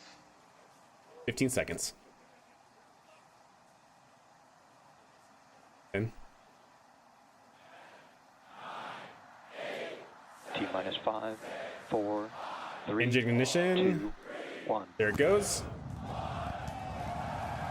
Oh, you see the waves? Oh, that's so good. Okay, ignition. And we're off. We have liftoff. We are off, chat. Flight test 5 is away. Pitching downrange. Vehicle's already pitched after clearing the tower. At sunrise, what a beautiful shot. Wow. Flight test 5 is out. Look, you see the plume impingement? That's so good. Off of the sound waves. What a shot indeed, chat. on 30 seconds into the sunrise. flight, the rumble's just starting to reach us here at launch control. Oh, this look is so good. We have all engines, chat. All engines fully functional. Booster and ship, That avionics is the power, sound telemetry of nominal. 33 Raptor engines. That's looking so good. So we should now be just hitting max Q. That's maximum dynamic pressure. There you go. Team plus 1 minute into flight. Pass through the maximum aerodynamic pressure, the most stress the vehicle's going to see. Full on the way 33 engines, chat. 100%. That Raptor reliability is looking pretty good. 1,400 kilometers an hour. Vehicle's pitching downrange. All right, our next. Remember, the our next vehicle major pitches milestone in coming the up, it's gonna be axis hot of staging. We're the gonna see Starship engines flaps. ignite on ship to push it Oh, away look from at the that. booster. Oh, it looks so good. Looking great. That's right. Screaming out of excitement, chat. What's up, Juan? How are you? 2,500 kilometers an hour. We're at 28 kilometers altitude. All right, so hot staging is going to be the next thing coming up. First, we're Oh, gonna see the that looks boosters engines incredible. start to shut down. You can see all of the but plumes from three. all 33 engines, or at least the outboard engines here. We're going to do what's called most engines. Watch cut for off hot instead of staging main here. Engine cut off because 3 are going to keep going, and then we're going to see the engines on ship ignite. Oh, that looks fantastic. That Right now, Methalox the burns tower so team clean up here, is chat. doing their go no go. Oh, great shot from that angle too, in the sunlight. Watch for hot staging here. It should happen at T plus like 3 seconds from We now. might hear some really good words soon too. All right, Hot stage at 30. can still see it up behind me. That is one of the most gorgeous We things should I've have ever seen in shutdown my at entire 33. life. Booster Coming up engine on off. hot staging next. I think the camera's a little, the feed's a little bit off. Ship engine There's startup. most engines cut off. Oh, that looks so good. All right. We have all Stage 6 engines separation, on hot Starship stage working. Separation confirmed. Boosters burned back. We have all the engines on boost back. Look at this right here, chat. All engines Ship functional on under its boost own back. Power. I'm seeing 6 out of 6 Raptors lit. 6 out of 6 there. Hopefully, I got a booster on the way back to me. I'm going to send it to you guys in Hawthorne. Oh man, that was absolutely incredible. I loved how the crowd Chamber pressure is nominal. here in Hawthorne all went ooh at that first view of the blue. So what is that? flames 13 from engines for booster. boost back burn? As you can That's see there, crazy. Oh, look at it. Look at it, first stage chat. currently performing, or excuse Look me, at is, that. now That's making its way crazy. Back to Super heavy in the launch background site. doing his Again, boost we back are- burn. Avionics power and telemetry nominal. Wow. The booster and the tower are both. Oh, what a performing great automated shot checks to make from sure we are go Starship. for the booster to return to the launch pad for that. So we catch. should see And the once hot those are staging ring complete, the flight jettison. director- Booster boost back burn shutdown. Okay. Flight directors go for booster return. Waiting for the call out that it. We did hear that the tower is go for catch. We are so go for that was catch, one of the chat. big We are criteria go we for were looking catch. for. So they did manually send the command to This booster view- during Wait to boost hear back to that do the the- catch attempt. So we We'll are wait to going hear for that catch. the go That'll for happen in about catch has 3 been minutes. sent. What a great shot of the Beautiful back view here flap. from the ship. There it is. Look, look, look. There's super heavy. You can And see it so venting in the exciting to hear background. That we got a go for booster catch. That means it's going to be a really exciting morning. Look, so Again, the booster's booster orienting is itself. making its This way is the actual back attitude of towards, booster. now We should see the hot land, staging ring come off. in order to make that catch attempt in the tower. Oh my. Oh dear. So incredible to see these views. You can see the ship on the That's right-hand side of your crazy. screen. All 6 Raptor engines are under So the full vehicle is power. venting, keeping the turbo pump going. Once again, the ship. You're excuse also me, seeing booster the is making its way attitude control. back Oh, there's the to hot staging ring. launch Hot site. staging We ring are is going off. to try and Oh, catch that's it using awesome. the I wish we could see it chopsticks from the on actual launch booster, tower, but, the exact that's same okay. tower that it just launched from. Just So yeah, wow, look at 5 that. That's the minutes ago. jettisoned hot staging ring right there. Yeah, and the booster. Starship on nominal Guys, trajectory. I can confirm the command was sent Yes. for the booster to come back. Let's go, That is chat. We are going to get a incredible catch attempt now. right here, right now. It's T pretty plus much right overhead of us, 1 and we minute can and see 30 it starting seconds to for that come catch down. attempt, chat. I can't wait for us to hear the sonic boom through Dan's mic. Right. That is going to be incredible. It was so We cool are to 1 hear minute the away liftoff. from a catch attempt. And so once again, Booster's a looking good. successful Look at it. on-time Look at Booster liftoff of flying in, Starship chat. Flight 5. The It's at ship, that angle for a reason. that Like Falcon has 9, it's going separated to from use the those booster. grid The fins to booster's there fly on back your towards the screen. tower It is now. making its Because way remember, back the boost back to burn the launch leaves site. We it are going to as an attempt impact trajectory the in the catch using water, the just in case chopsticks. We something did goes hear wrong the mid-flight. confirmation that the command was sent to the It'll be tower. fine. It'll just We are safely, go you know, for land catch. in the water and be lost. And in order to... And guys, we should just be about 30 seconds away from our landing burn. We're going to have our landing burn start in 30 seconds, It's gonna chat. happen in 3 phases. We're gonna Look at the land grid in fins. Grid fins are starting to get aerodynamic control. They're starting to wobble. coming down Oh through the my floor. god! That looks so crazy. Hot for booster catch. We're gonna ignite Come on now. 14 of those Raptor engines, and this Look at the gear Raptor is engine, still incredible hot. right now. Coming in for the landing. It's flying, chat. You can see how Booster fast is this flying. vehicle is moving on the left hand. All right, we have landing burn. Landing burn has been ignited. We have all engines ignited. We're down to 3 engines. 3 Raptor Look at the engines. gimbal, chat. You can see Oh those my chopsticks goodness. right Stop it. Stop it. Oh! Oh my god. No way. Micadilla had caught the booster. They caught it. First try, they caught it. there. This is absolutely insane. Unbelievable.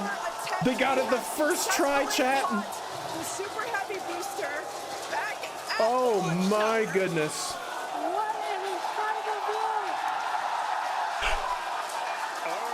view! Are you? All right, there's no question anymore, chat, on whether or not they can make that work. There's no question that they can make that work now. Dan, Wow. I That don't is know about you, unreal. but we're losing our stuff Unreal. up here. Okay, turbo back.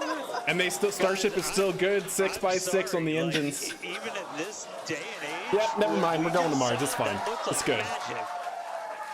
Oh wow. I want to know how hot the tower got, because did you see it land? The tower was here and it was burning on the tower. I want to know how the tower fared with that. I mean, there shouldn't be much of any damage to the tower structure other than maybe some of the piping and stuff, if any at all. But that's This is a live view wild. of the super heavy booster as it has One just anomaly to fire. That's successfully probably caught just back at some of very the same launch exhaust. tower that it just came from. Dan, Yeah, so that fire you're seeing at the bottom is actually just methane exhausting from the turbopump machinery, and it's been ignited during the very, very hot engines that were on fire. So now we have the vents that are now on fire, but that should be fine. That should go out normally by itself. I can't even. Just refuel and go again. Yeah, next flight in 2 hours. That's right. Main engine cut off. Ships in orbit, but Unreal. Unreal. I am, like, 1.9 million people viewing this live here. yeah, it, Starship has achieved its desired trajectory. it's hard to Altitude believe that- 154. Nominal orbit insertion. Nominal orbit right. insertion. Exciting news there. It's hard to believe that, booster isn't the only excitement that we have today. Just confirmation there. I believe they had Gorgeous view of it on, planet Perry. Earth They had it behind, on under the pad. the ship, saved. and it is now in the orbit that we expected it to. This is just an incredible day. Yep, it's Live venting views down from there flight pressure. Look at as that, the chat. booster vents, Venting down. Some pressures there. That What is a live great view shot. from the top of the tower. Looking I at the chopsticks. I'm shaking, chat. I'm still in disbelief. I'm trying to catch my Oh tears. my just goodness. like What a start to the day. chopsticks Happy caught the Sunday, booster. everybody. It Wow. has been nonstop since liftoff. That is And we are all so excited about So good. everything that's been happening so far this morning.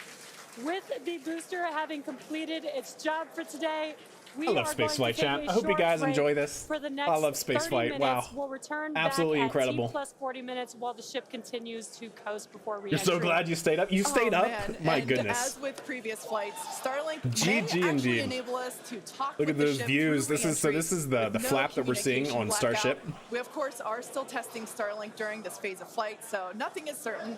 But if we do, Oh, look, have they're views, venting we'll be down sure the to bring tank those farm to now you as well. live. Views or no views, we'll see you back here at T+40 minutes for coverage of Starship's re-entry, flip maneuver, landing burn, and splashdown. Now they gotta do it with Starship again.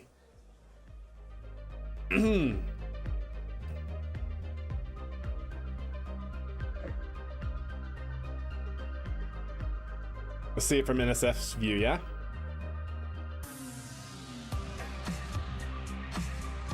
So again, this is coming from NSF. I do have permission to restream this.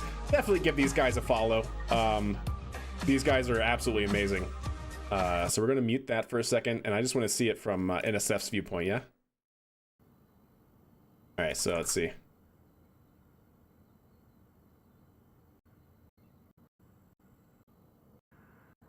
All right, 8 seconds here. There's the pad deluge system. Oh, that looks so good. You can see, again, the wave propagation's going through the cloud here. Oh, that sound, though. That sound, though, Chad. Woo. Oh, my. Oh, what a great view from this camera angle. Oh, that's getting loud. It's getting super loud. Goodness. Wow. Oh, look at that. That zoom on that camera is so good. So this is NSF's live Starbase coverage. Absolutely phenomenal. Ooh, that's destroying the microphone. Woke up like 30 minutes before, so worth it. Nice. That's good. That's good. I'm glad you caught it. Yeah, we were talking about a pre-stream chat that Falcon 9 hits the exact center target of the drone ship 68% of the time.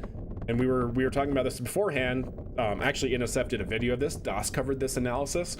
We were wondering, is 68% good enough? Apparently it is. Apparently, when you can enter a hover, which Falcon 9 cannot, but Starship Super Heavy certainly can. It can actually hover. It can throttle down the engines enough to where it can actually really basically hover and move sideways and stuff. Yeah, it can do it. It's fine. All right, let's see the ground. Ground looks great here. Should be able to see flame out. There's flame out on Starship Booster. Oh, look at that catch, chat. Look at that camera angle. Yeah, they got it really good here from NSF. So that's Starship there. That's Booster boosting back, looking great from the ground. Oh, they got great shots of it from the ground all the way through, huh? There's boost back burn flame out. We should be able to see it from here as well, doing their RCS. Yep, there it is. They catch the. I wonder if they can catch it in the sunlight. The hot staging ring separation.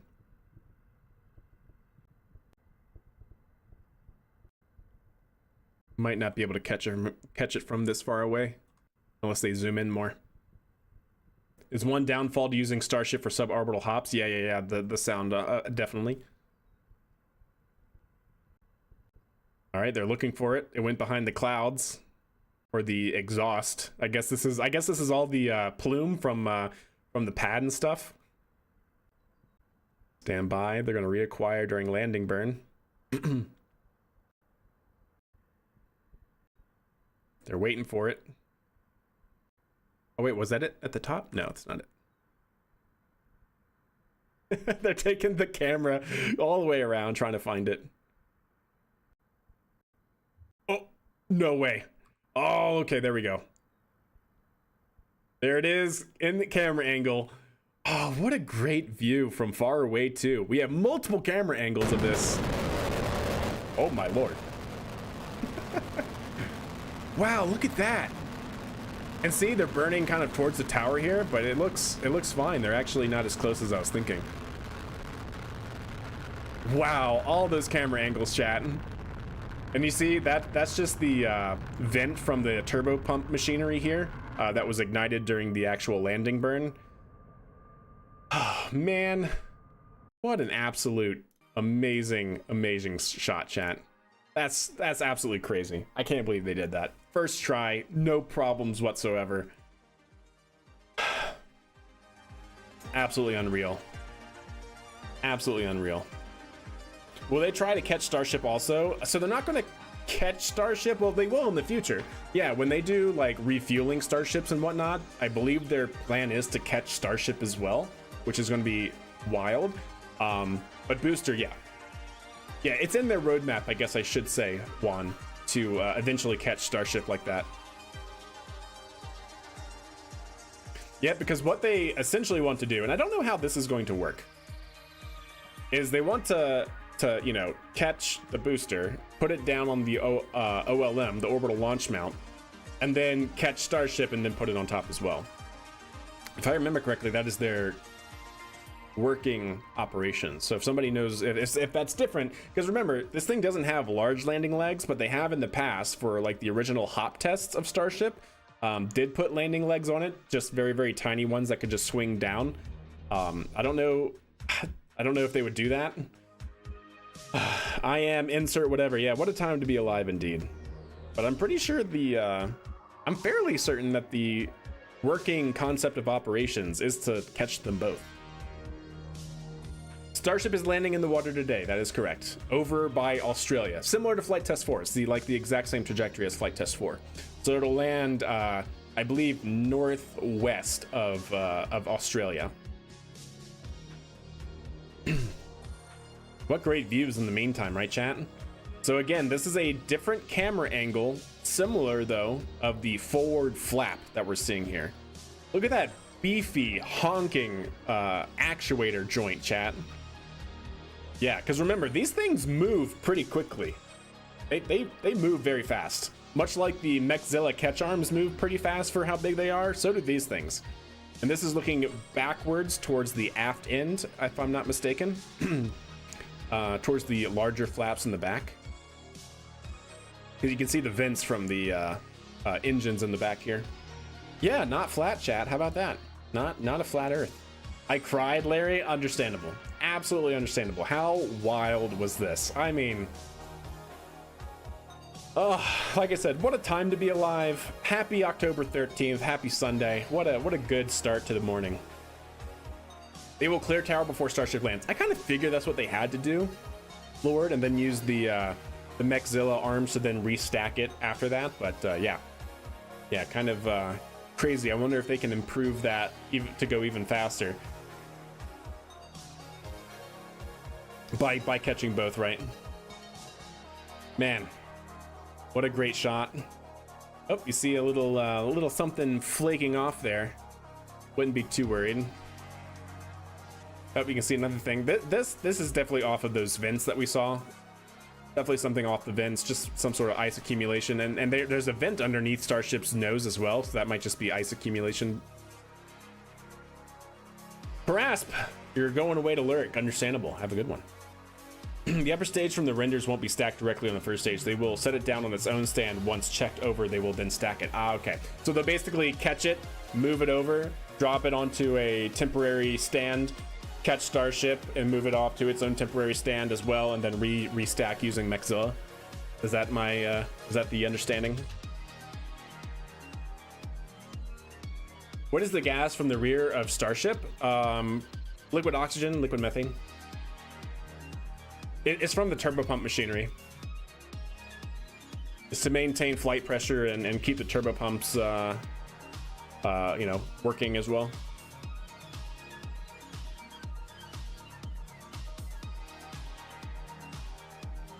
That's probably oxygen that's happening there.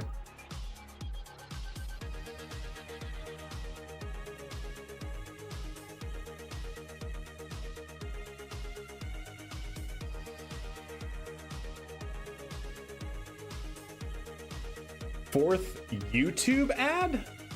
What? YouTube is giving... That's stupid. I hate that. I wish I could get rid of YouTube ads like I can on Twitch. That'd be nice.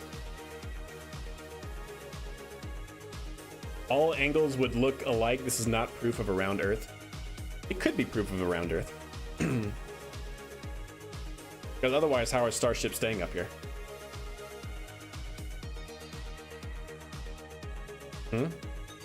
Although I guess that's also not quite right, because you could also have a parabolic trajectory on a flat Earth as well.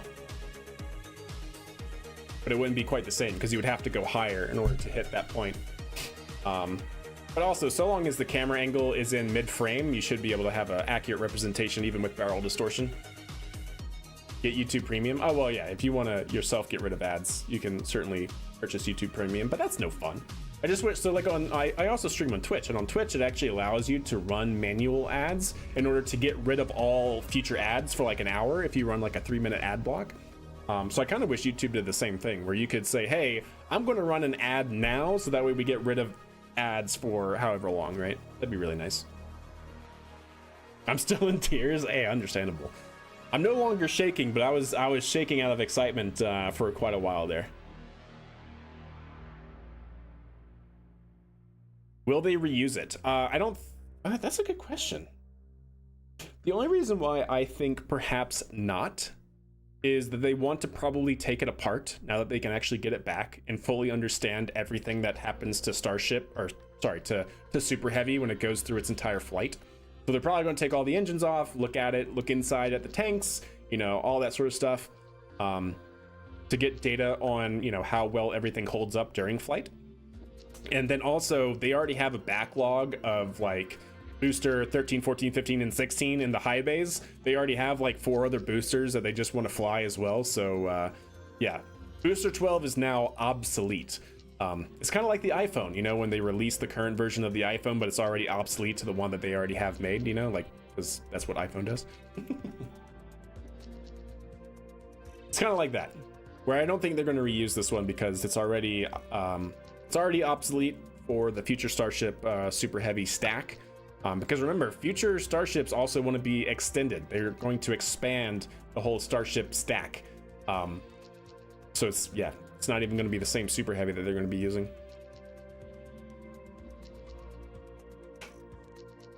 Goodness, chat. So yeah, now we are chilling for another at least 20 minutes or so. Because I believe its entry interface occurs at like T plus 48 minutes. We can actually have a look here at the timeline. So let's see, we hit landing, Starship engine cut off at 8 minutes. So yeah, ship entry is at 48 minutes. So we have 24 minutes or so to chill out here before it hits the atmospheric interface. But yeah, chat, what an absolutely incredible flight. So remember, we still have, even though they caught Super Heavy, the booster, we still have a long way to go.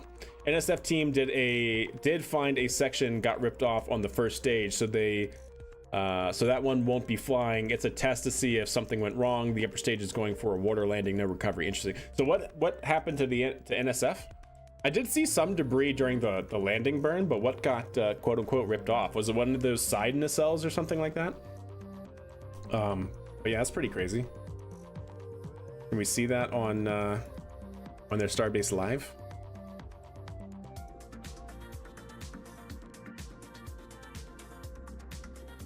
So what got ripped off? I'm trying to look for any sort of like damage.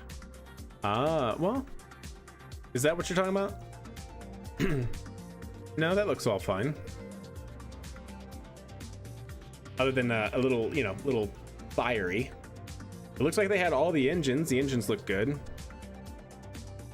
So what looks like it got ripped off, Jan? Ooh, that part right there. So it is part of one of the nacelles on the side. See that, chat? There you go. That's a good angle of it. That's some damage. That's some damage. Indeed. Right there. Oops. So yeah, it looks like, so these engine, well, not engine nacelles, these chines on the side, I not only help it for aerodynamic reasons, but I believe they also cover up some of the COPVs and stuff they have for flight pressurization and whatnot. They used to have like the big, just like squatty nacelles on the side, and then they made these longer chines. It looks like part of the chine got ripped off, yeah. Bit of buffing will take it out. Yeah, maybe. Not bad, though.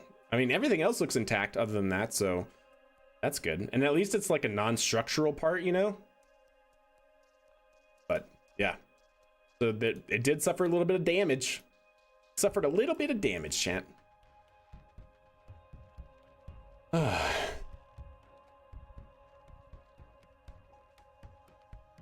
Weird thick exhaust. What were you referring to, Lord? Good time to refill coffee. I know, right? You're not wrong. Those sides are used for wires. They are also referred to runways. Yes, they do have the runways in there as well. I believe they also have the COPVs, do they not? Because if you remember on the early super heavy flights, they had basically the same structure, except they were more squat, and they had 4 of them, and underneath them they had not only part of the runway, but they also had large COPV for flight pressurization of super heavy. Because you need a lot of pressure. Well, you need a lot of gas, I should say, to keep it at flight pressure. So the COPV's got to go somewhere. Lower left pick on the 4-way. Lower left pick on the 4-way. Lower left. Bit of a weird thick exhaust. Talking about that? Or, oh, you're talking about this right here? Yeah, I'm pretty sure that's all just part of the vent down, and these engines are also still probably a little hot. So they're condensing. Yeah. Either that or it's just part of the purge system. I don't know. Because these engines were definitely just on, and they're still venting everything down, so there might just be some liquid oxygen or something that's venting out. But yeah, you're right. Either that or there's still a little bit of a fire in here from methane oxygen burning out, and you just can't see the flame. Oh, yep, see? A little bit of residuals burning inside the chamber. That's what we're seeing. Yep, see? A little bit. Oh, also, isn't there like a protective like heat shield material underneath the engines here as well? That might actually be on fire. Not that that's going to like necessarily damage anything, but the heat shield looks like it might actually be the heat shield that's falling off. That's kind of funny. Yeah, good eye though. Yeah, you see all the little bit of flamey bits and like materials coming off? They have some sort of heat shield or like protective blanket or something like that underneath where the engine bay is to try and protect it from heat. And during landing, when it's actually flying through all of that exhaust, it gets very, very hot down there, so. Yeah, exactly, Jan, exactly. Yeah, congratulations to SpaceX. That was absolutely a fantastic show. And we're now at 200 kilometers. I wonder, let's see, we are 27 minutes into flight. I think we should be past apoapsis or very near it, assuming that it should be hitting atmospheric interface going on the downside of its trajectory at 48 minutes in. So let's see, it's at 208 kilometers. Yep, so it's going down. It's falling back towards Earth now. So we're definitely past apoapsis, apoapsis being the highest point in the orbit or trajectory. I'm absolutely flabbergasted. Yeah, I'm struggling to like really figure out other talking points so there's not just dead air for you guys. But yeah, my brain is definitely, needs like a hard reset after all of this. And definitely another cup of coffee. I've been sitting here for 20 minutes, unable to say anything. Hey, I understand. So yeah, next events in flight chat is we're gonna see the vehicle basically slew to get oriented into the atmospheric interface because it's not gonna, at least it shouldn't go in nose first, right? It should be being able to pitch up. We'll also see the flaps get into position for controllability during entry. Basically the flaps should, for the most part, be back and down to try and keep the attitude of Starship kind of going belly first through the atmosphere during entry, because you want those heat shields to take all the brunt of the heat and not your steel alloy. Because we saw what happens to the steel alloy during entry. It's not great. You hate to see it, chat, but we lost like a third of the fin here during flight test 4. So we'll knock on wood and everything like that. Their updates to the heat shield system should be good. Not only did they rearrange some of the tiles, and it honestly looks like they not only did they rearrange some of the tiles, they also look like they made them more flush, because there were on flight test 4 some larger gaps in the heat shield tiling.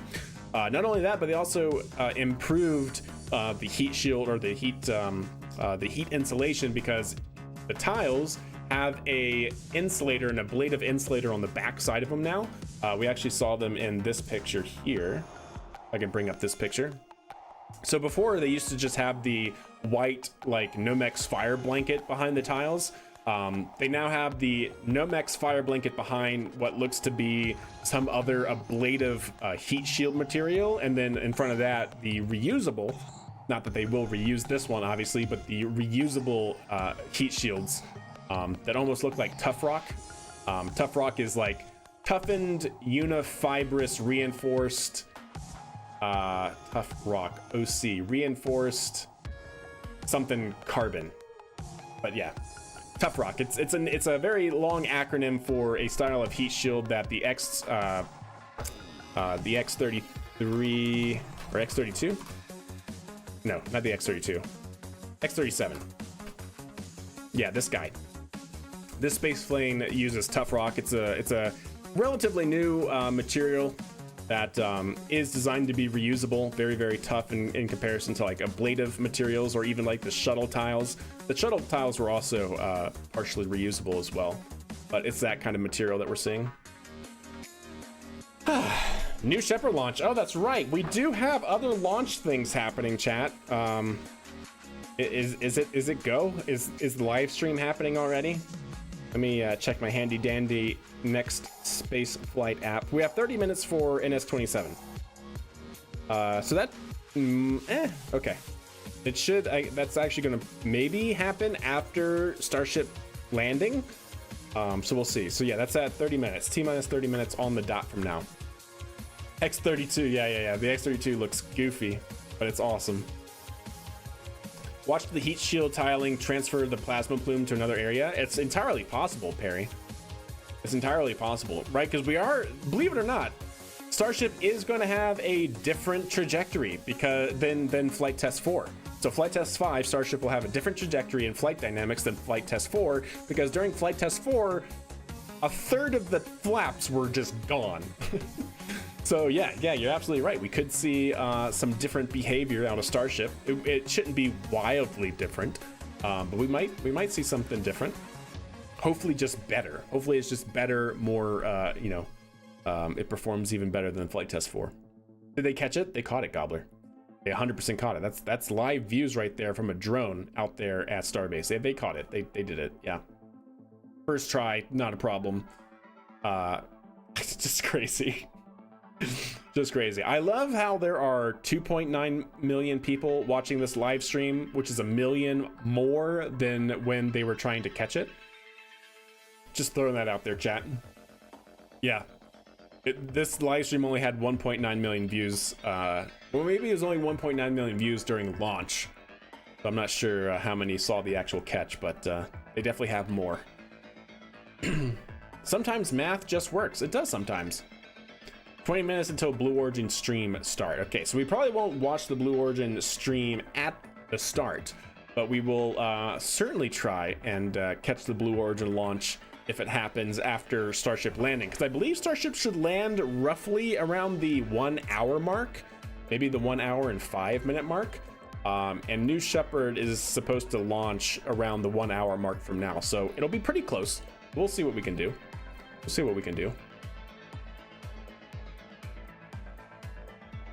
Put up a full screen, takes 3 minutes to get coffee and stretch. Yeah, indeed. Yes, indeed. Should be pretty good. I need a new job. Do you? You need a new job. Fair enough. How many decades will it take for the other companies and public agencies to catch up with SpaceX? This is just insane.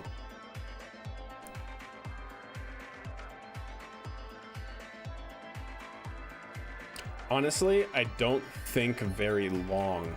So, and here's my thought process there, Juan, is that Starship is doing something absolutely amazing, but there are also other ways to do this. Take Stoke Aerospace, for example, STOKE, if you're not familiar with them. They're looking to build a fully reusable system, but their second stage is not a Starship. They actually have a system that is designed to use transpiration cooling with like a heat shield backed by their propellants to try to keep it cool. And that second stage is designed to be reused eventually. I don't know how long it'll take them to do it. We have flap retract chat. Flap retract ahead of its reorientation. Oh, goodness. Uh-oh. Look at that, chat. You see that? They got some tiles damaged here. It doesn't look like it's all the way through, but on the leading edge of a flap, it's not great. But you can see a scratch, a very prevalent scratch here and here. It's not like the entire tile is missing, but there's a clear chunk, you know, going through it. And then you can see this tile here is missing. You can also see these tiles here missing, I think. So it definitely lost some tiles going through entries. So that'll be something to watch, chat. Stoke is legit. Yeah, Stoke is legit. Ice, I don't think that'd be ice accumulation here. And certainly not here. Or here, or here. So I don't think so. Uh-oh. They got something falling off there. What is that? Some kind of like cloth material? Or is that just ice and it's just flexing? Because remember, there's vents here, there's vents in the front of the nose as well, and ice, quite literally, it's solid oxygen ice, because as your gases are expanding into space, that rapid expansion super cools your gas, and it sublimates. Is sublimate the right word? Going directly from gas to solid? Sublimation? Is that what that is? Or is that the opposite, going from solid to gas? I think that's going from solid to gas. So what's the reverse of that? Anyways, it basically turns the gaseous oxygen and gaseous methane into solid, which is pretty cool. So that might just be what that is. But yeah, definitely looking at some scratch marks here. Definitely missing some tiles here. Definitely have a chunk missing out of that tile. It's probably nothing to worry about yet. You don't worry about it until it becomes a problem, right, chat? But anyways, getting back to your question, Juan. Personally, I don't think it's a matter of the aerospace industry catching up to SpaceX. I think that's already happening. It's just there are different objectives that spaceflight companies have, and Starship Super Heavy is what SpaceX has for getting people to Mars. Most other like space launch companies don't, at least right now, care about getting people to Mars. But SpaceX has been doing this for 24 years now, 23 years now. And you know, Elon started SpaceX originally to try and get people and things to Mars. So this is what they've come up with as their way to do that. But someone like Stoke Aerospace is looking to do something similar to Starship Super Heavy in terms of the reusability of launch systems. But they're going a different design route than what Starship is. Instead of having like a lifting body with flaps and everything, quite literally, it's just going to be a ballistic trajectory that has a heat shield on the bottom of it with a really, really crazy looking engine configuration to help mitigate heat load. But that second stage should be reusable. And then you also have something like New Glenn. New Glenn is a very large, comparable to Starship Super Heavy, much less mass to orbit, but it is also designed to take things out into out to the moon in terms of its trajectory and lift capabilities. So yeah, SpaceX is definitely doing the biggest thing right now, but I don't think it's necessarily a matter of trying to catch up to them. You know what I mean? It's a slightly nuanced, I guess, answer, but oh, look at that. So Starship now looks to be in flight configuration for atmospheric interface. You see, so it was traveling like this, going in its orbits kind of like sideways, and now it looks like it's orienting itself and going nose up for preparation of entry, which should be starting here in like the next 5 minutes, which is pretty good. We're 154 kilometers, 152. So it is falling back to Earth now. Reverse sublimation, yeah, there is a word for that, talking about going directly from gas to solid, but I don't know what that is. Don't remember what it's called. Solid to gas is sublimation, gas to solid is deposition. That's right. Thank you. Deposition is the word. Gas to a solid. We have our resident space doggy here. How you doing? Yeah. Resident space doggy. She saw the flight too. Are you tired? She's like, why are you up so early? It's still bedtime.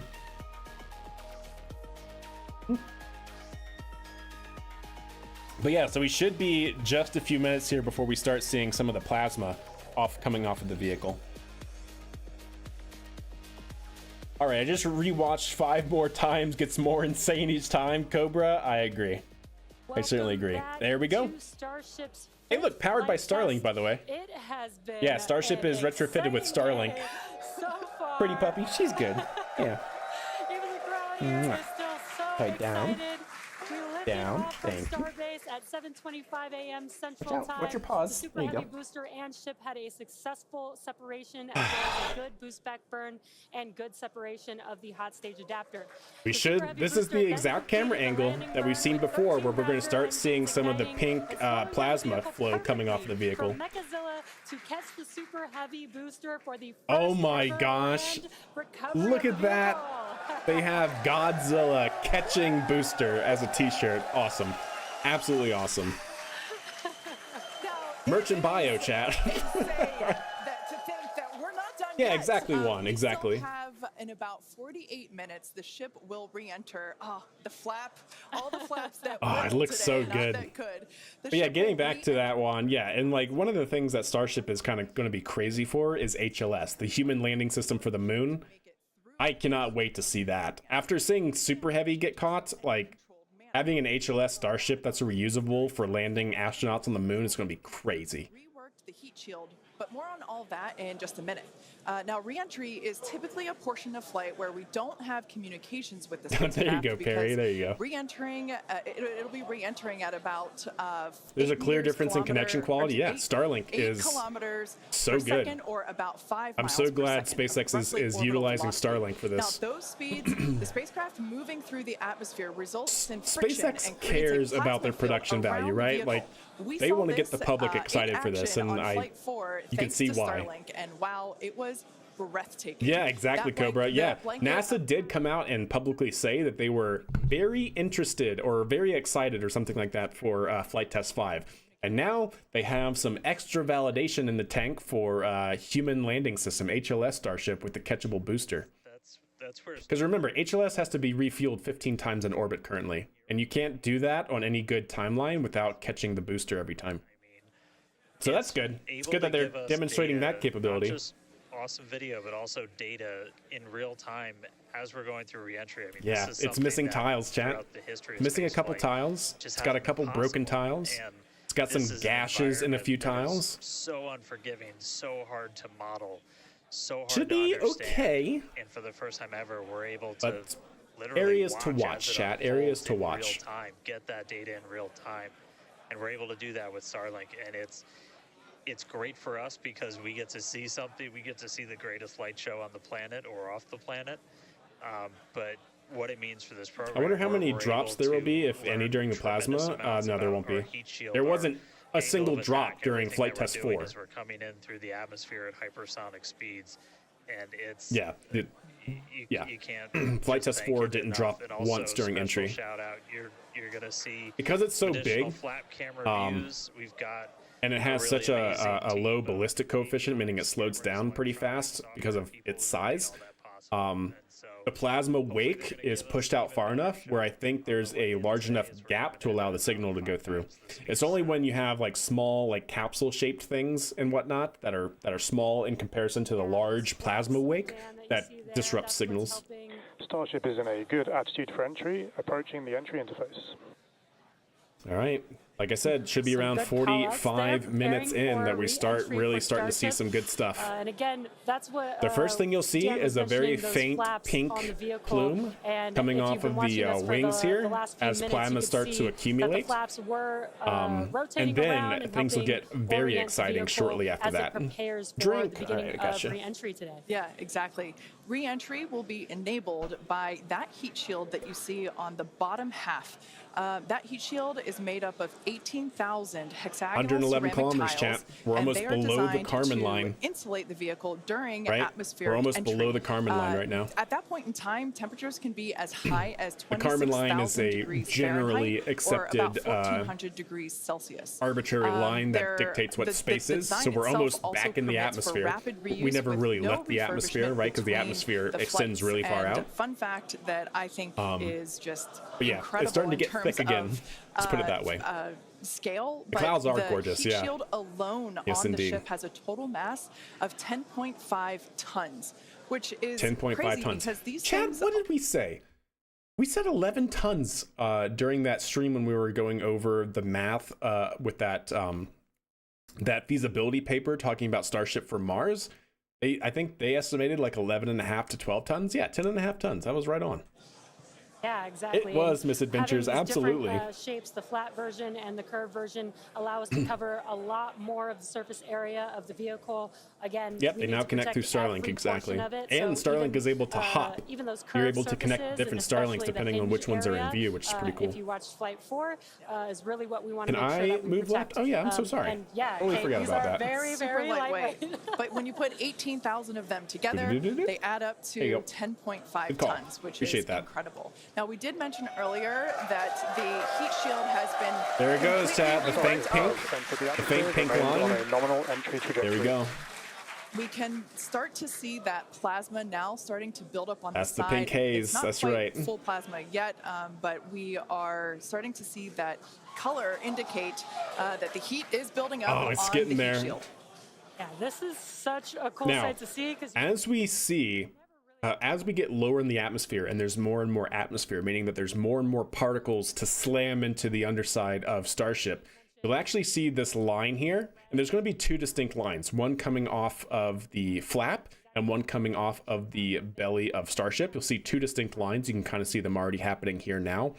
That boundary layer is going to get closer and closer and closer and closer to the actual body of the vehicle. So right now it's getting really spread out. There's very, very few particles. It's almost like, very, very, undense materials. And as the atmospheric density picks up, you'll see all of that boundary layer get pushed to a very, very thin, bright line.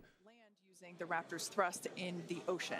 So that will happen after we get through this re-entry period. What to expect Again, from now Starship starting next to year? see- we In-flight also might start refueling, to see catching of the Starship, flaps actuate reusing a of little bit Starship, I here, think, yeah. As the vehicle controls its role during re-entry. That was one of the main learning points from Flight 3 was the roll control. So we should be getting into the night didn't work side here quite soon as we well. wanted it You can to, see and that we we're learned basically we at needed some twilight hour here, redundancies. and we're going to So be we crossing the added more Terminator roll line. control thrusters, and we'll see those in action. Because it'll be landing as at well night, just today, like as Flight that was a Test Flight 4 did. 3 learning that worked better Oh, on look at Flight that. So 4 this is what I was talking and about, chat. still You can see enabling that two same very design. distinct lines happening. Starship has passed through 85 kilometers altitude. Flaps now have control of the vehicle. Flaps have control. Awesome. So Great before they call were out just as using Kate mentioned, RCS to flaps maintain are control. Now they're controlling using the attitude of the vehicle. now they're using And I love these RCS views combined with because flaps. It looks so calm.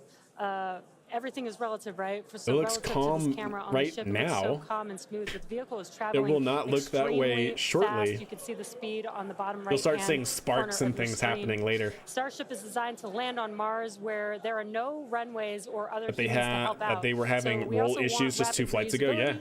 So Yes, indeed. we're doing They were having propulsive landing controllability issues instead at this of a more point, traditional means during like Flight Test 3. parachutes.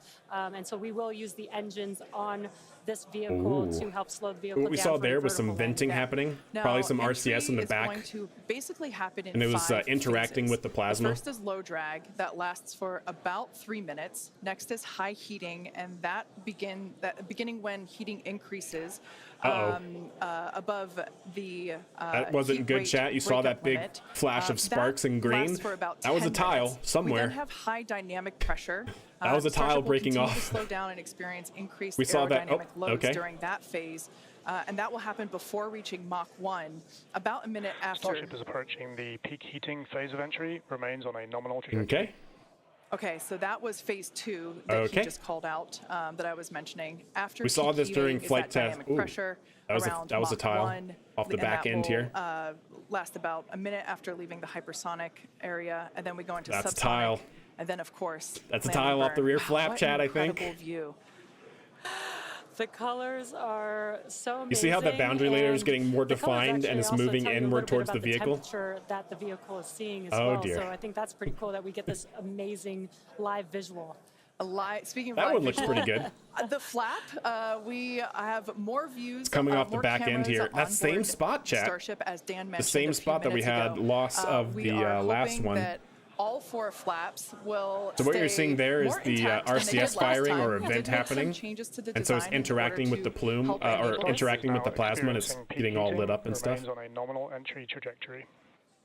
Look at the very defined lines we have here. Great Those are news coming there from imperfections in the that tiles. Starship is continuing along the path. See that right we there? intended That's it to fly. probably happening off of a vent. You can keep track with Coming how in very fast hot it's indeed, going yeah. and how high it is above Earth using the It's looking great. display that It's looking is there good, though. on the bottom right. Minus those little your flashes screen. of blue and white. At least from flight test 4, that was This is where happening really when gonna tiles were see falling a off lot and of breaking those off. Improvements from Flight 4 really come into action. Is you guys kind of talked about, so what's called the static arrow. Those are kind of the poke out points on the flaps. Those get exposed to some pretty extreme heat environments, and so we added. Still looking okay. Ooh, look at that right there, chat. Made it a lot more Look at that robust hot spot. thermal protection You see there. that? And Right against the learned flap here. Not just from visuals and stuff like The that. hot we spot. had those missing tile tests on Flight 4. I bet that where ablader's we helping. intentionally left some out, kept If it's in not helping yet, some it definitely will. Backup layers, they're called ablatives, which means they just gradually melt Definitely away getting to help toasty. dissipate the heat. You can And actually we've see got it in real an time, chat. entire layer If you of look at this ablative line right here, underneath I'm gonna put tiles my on marker this- there. on this You can Starship actually today. start to So see that boundary even if layer moving you inward. get a gap in a tile or a tile is broken, anything like It's actually that, pretty we've cool. got essentially backup options. And what we're really trying to do today is do an on-target landing. Yeah, you As see we that right there, lost chat? It's the getting flaps, you lose a getting lot of your toasty right there. control, and so we didn't land right on target last flight. This time, Oh, we're man, that trying is to really nail getting the hot. target, within That just joint tens part of right there. meters. Woo. And that'll just be a really huge step on. Everything feeling looks like good we're here, where we were closer seeing to missing and broken tiles. bringing a That ship looks all back. fine. Obviously, But there's right a there lot at of that work flap before edge, we get chat. there, Right but there on that joint is getting just caught a so booster. hot. I'm pretty we're sure gonna there's still start tiles looking there, real though. soon at when we can catch a Ooh, ship. great camera angle there. So the view on your left is as a helicopter passes by Dan, bound at Starbase. The view on your left is We have a 10 minutes camera until that's a new positioned Shepherd. near the nose of the ship, looking basically down toward the flap. Uh-oh. That was The that was view definitely a on tile the falling off. right is looking perpendicular flashes to the of, flap. So we're chunks looking of things. basically bird's eye view onto the flap on the left-hand side, and then a worm's eye view. It does look from like the, side steel with is that view on the oxidizing. right. You know how when ooh, Yeah, you see sorry that, about chat? guys. Maverick You see the just entire buzzed the vehicle tower. flexing now as it's hitting more and more He aerodynamics. might be coming back. That so- leading edge was doing this. Ooh, man, that is such a violent environment. Good Now, luck. Yeah, these see views, that? Brought to us Look by at that. The Starlink. camera's It's shaking, the incredible that we entire have flap this is shaking. High definition capability. In fact, Look at that plasma view on too. the left It's is blue Starship up is on the now front here halfway because it's through getting the super, phase super of hot. entry, remains on a good trajectory. Good trajectory. Peak heating. Past peak So heating. great news there, hearing that we're about halfway through the peak heating phase. Like I said, Halfway through peak heating. I thought you said it was earlier, this complete. lasts, roughly 10. Because don't forget, on flight test 4, all of the bad things happened on the flap after peak heating. After. So it's still got a ways to go. That's the back flap here that we're looking at. Right. Yeah. Thanks Although- to Starlink. My memory did black out a little bit after booster catch, so I think we had views. Getting a little shimmy flight, but, yeah. You know, all through the coast phase, we had some. Hey, what's up, beautiful Captain? views How are you? Of planet Earth behind the ship as Yeah, it heat was shield in its tiles are orbit. still a pain, Yeah. especially for something And like this. I also Like do wanna mounting point out them on is the very right-hand difficult. Screen, we've got a more So that encompassed flashes view of light the you're seeing flap. is venting in As RCS. we watched in Flight 4, the hinge area was the area where we got a little bit Probably, of that burn Noah. through. This Probably. view, this new It's a good camera idea. view on the ship will help us be able to visually see more of what's happening in that area. And again, we have improved our heating tiles, and so hopefully we've protected the hinge. Yeah, you are getting a lot better this discoloration time. in the steel here. The steel here is But getting again, very these hot. views are You see it getting multicolored? additional, They usually happen when it starts to oxide to from the heat. data that we get Or on oxidize from these heat. flight tests that help enable us kind of put the data Look that at we that. get in the computer. You can see the entire to the visuals surface that of we the see steel and here try and align flex. those and That's use crazy. that for improvements in the future. Now we heard a call out there saying Yep, it's that getting hot, engine chat. chill You see has the boundary begun. layers getting more This is an defined and closer and closer to the indication that we vehicle. are starting to flow a little bit of Hey, the, what's up, Jokes? super How are you? cold How are those liquid tiles oxygen mounted to the through, vessel? They actually have the a hardware, mechanical through mount. The Raptor engines They actually have 3 prongs that basically get. I don't know if they get like impressed or there's like a screw underneath the tile or something like that, but there are 3 prongs for each tile, and they basically get mounted to those 3 prongs. All of that to say, we you're getting closer to the landing burn. So they are We definitely mechanically and again, if you look attached at your bottom versus right-hand the of your space shuttle. The screen, space you see shuttle the just used a altitude type the of ship glue is, to and it attach has them. been So these are slowly mechanically attached. making its way closer and closer But the to vehicle Earth. is so We're big currently and it at flexes about and it has 63 moving kilometers parts that it's from just so hard to planet get that Earth. correct. And you'll see that number trend lower and lower Hopes and as we get dreams, closer yeah. and, It is very continue pretty, this right? re-entry. Yeah, this is going to go on. See, for look at a that little- boundary layer actually, really a close to while the longer. vehicle We have here. about 10 minutes All that or plasma so, accumulating roughly, very close to before we the execute actual the, structure. The landing, the ignition for the landing burn, starting with the landing. Things are flip. looking good. Starting to see some So sparks. we're That's making a totally controlled fine in re-entry. this This is capacity. one of the You just don't really primary want to see too much of objectives for that. Starship today is to demonstrate But even that's another okay. controlled re-entry, even more controlled than what we saw on Flight 4. I love that And we're so getting far, both camera angles. that It's is actually really looking good. nice. So sparks are normal. The tiles will ablate a tiny amount and things like that. As we start to And really plasma get lower, naturally we're also gonna creates start sparks seeing the as you have these atmosphere's ionized effects particles start just to take slam into place, your and vehicle. that's when we'll be dropping our speed down closer to the speed. It's getting of sound. orange You'll here, see the chat. You flaps see start that? to Those maneuver. tiles are getting red hot. We were able to do a landing burn on Flight 4, which kind of caught That all of boundary us layer is off now guard. very, It was very, pretty very close to the incredible vehicle. after seeing the flaps survive through. And we're going to try and do another one on this flight today. We tweaked it a little bit. I want them to so show we're the gonna forward try flap and again because we're splash down seeing the at a aft little flap bit of a here. gentler We're basically angle. seeing like this This flap, time which is instead looking of at the just back kind of the vehicle. hit the water There's and also a fall flap over. that this camera's And actually the attached goal to. I'm with hoping that we is can see try that and here keep as the well. ship intact, and then if we're able to then get some additional video of it again. Vehicle's still very just more controllable. I mean, look data at the and attitude. Attitude is everything we super can stable see, here at everything 58 we can get kilometers. extra, like a couple extra seconds or minutes of data coming from the ship after Starship has splashdown. passed through the peak heating get phase in. of flight, All right. approaching maximum entry dynamic pressure. So we're about to get to the maximum loads We're during through entry. peak heating. That's the Coming up next is big part, right? That can tear off Facility Max tiles. Part 2, where But the highest we're rate gonna of hit heat kind of flux that is now part of the passed. curve where we're still moving really fast, and the atmosphere is just dense enough that we're feeling the most pressure. Nice. But hopefully we're We're getting, so these are the two aft flaps, and this looks like a forward flap. Yeah, I think so. See how Looks like close we've got everything more is to the views vehicle right of now? each of Oh, the that's so flaps crazy. on the ship as it's making its way back down to Earth. And we did pass through peak heating and still got really good views throughout that whole period. Typically, It's looking during good. the highest No heat on burn the through yet vehicle, on the camera angles we're we tend to seeing. build up a lot of plasma, and that's typically when we would. Man, those tiles are lose, getting so connection, hot, though. or Look at that. views of the vehicle. But See again, that? with They're Starlink, we were glowing able to red. get some live views Basically like throughout this one that here is as entire well. process That edge of that tile is glowing red because it's poking out. That's crazy. And we're coming up. We'll start here in a couple more Top flap milestones damage? in about 4 minutes or I'm thinking so, it is damaged as when we well, start 'cause we getting saw down to, some like, the early, transonic, the subsonic, ooh. when we're Yep, we're seeing starting to more move tiles break closer apart. to and beneath the speed of sound. Can't really see the extent of And any damage from this I think angle we're yet. It getting doesn't look live like. views, we're getting live data. We've got a couple Do the tiles additional have tests similar on materials this as the one shuttle? today, Similar, where yeah. we left off They're some definitely not the missing exact same tiles though. They're again basically a new and to- improved version. They're kind of to like test Tough some Rock, additional which is backup layers. toughened, We unifibrous, also have- reinforced I don't know if we can carbon. still quite see them in this view, but you may have noticed we had some kind of silvery looking tiles on Starship as well, and those were pretty much Chat. standard tiles, but they Uh-oh. were wrapped in aluminum. That's not And it great. was a pretty That's not great, chat. simplistic, Oh dear. straightforward one where aluminum Oh, starts that's to burned melt through. at roughly the same That temperature, where forward steel flap is starts burning to through lose right its here. strength, not necessarily melt. Oh, and so that's not we- great. Oh, if this we looks see worse stuff than the first melting, one. we This know- looks worse. This looks like a worse failure point than we know what our in steel's Flight gonna Test be 4. It exposed looks to, like it's but, higher up on the vehicle instead of just the 59 back end. minutes In since Flight Test launch. 4, we had Coming it up start on- back here, and it basically on cut this transonic angle everything, off. Just about 3 minutes. But this is right where that hinge point is, chat. Now, the Oh, that's views not good. here, we have coverage of all 4 flaps. Attitude is still very stable. We can see, so for those that perhaps didn't catch a glimpse of the vehicle before liftoff, there are 2 flaps at the forward end.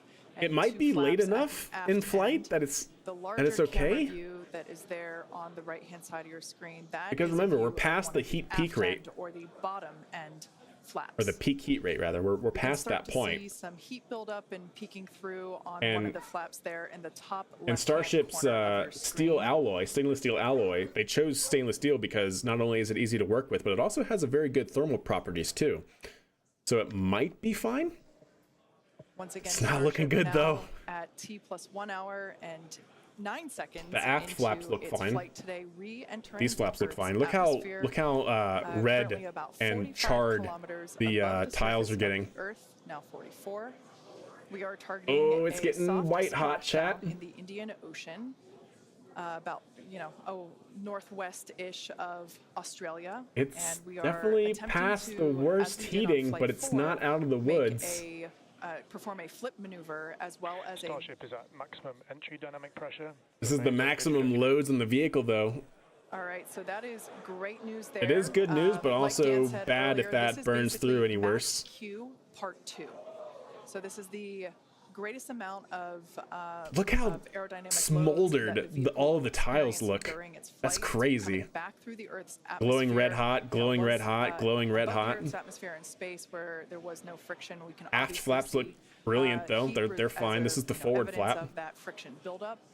The atmosphere is actually helping to slow the vehicle down. If you're watching the telemetry, It's in the actually, I bottom think, right-hand fine, side, chat. right-hand corner of your screen, you can see We're that through the speed hottest stuff, and it looks that- fine. I mean, it doesn't look fine. It's a little worse for wear, but it's intact. It looks better intact than previously.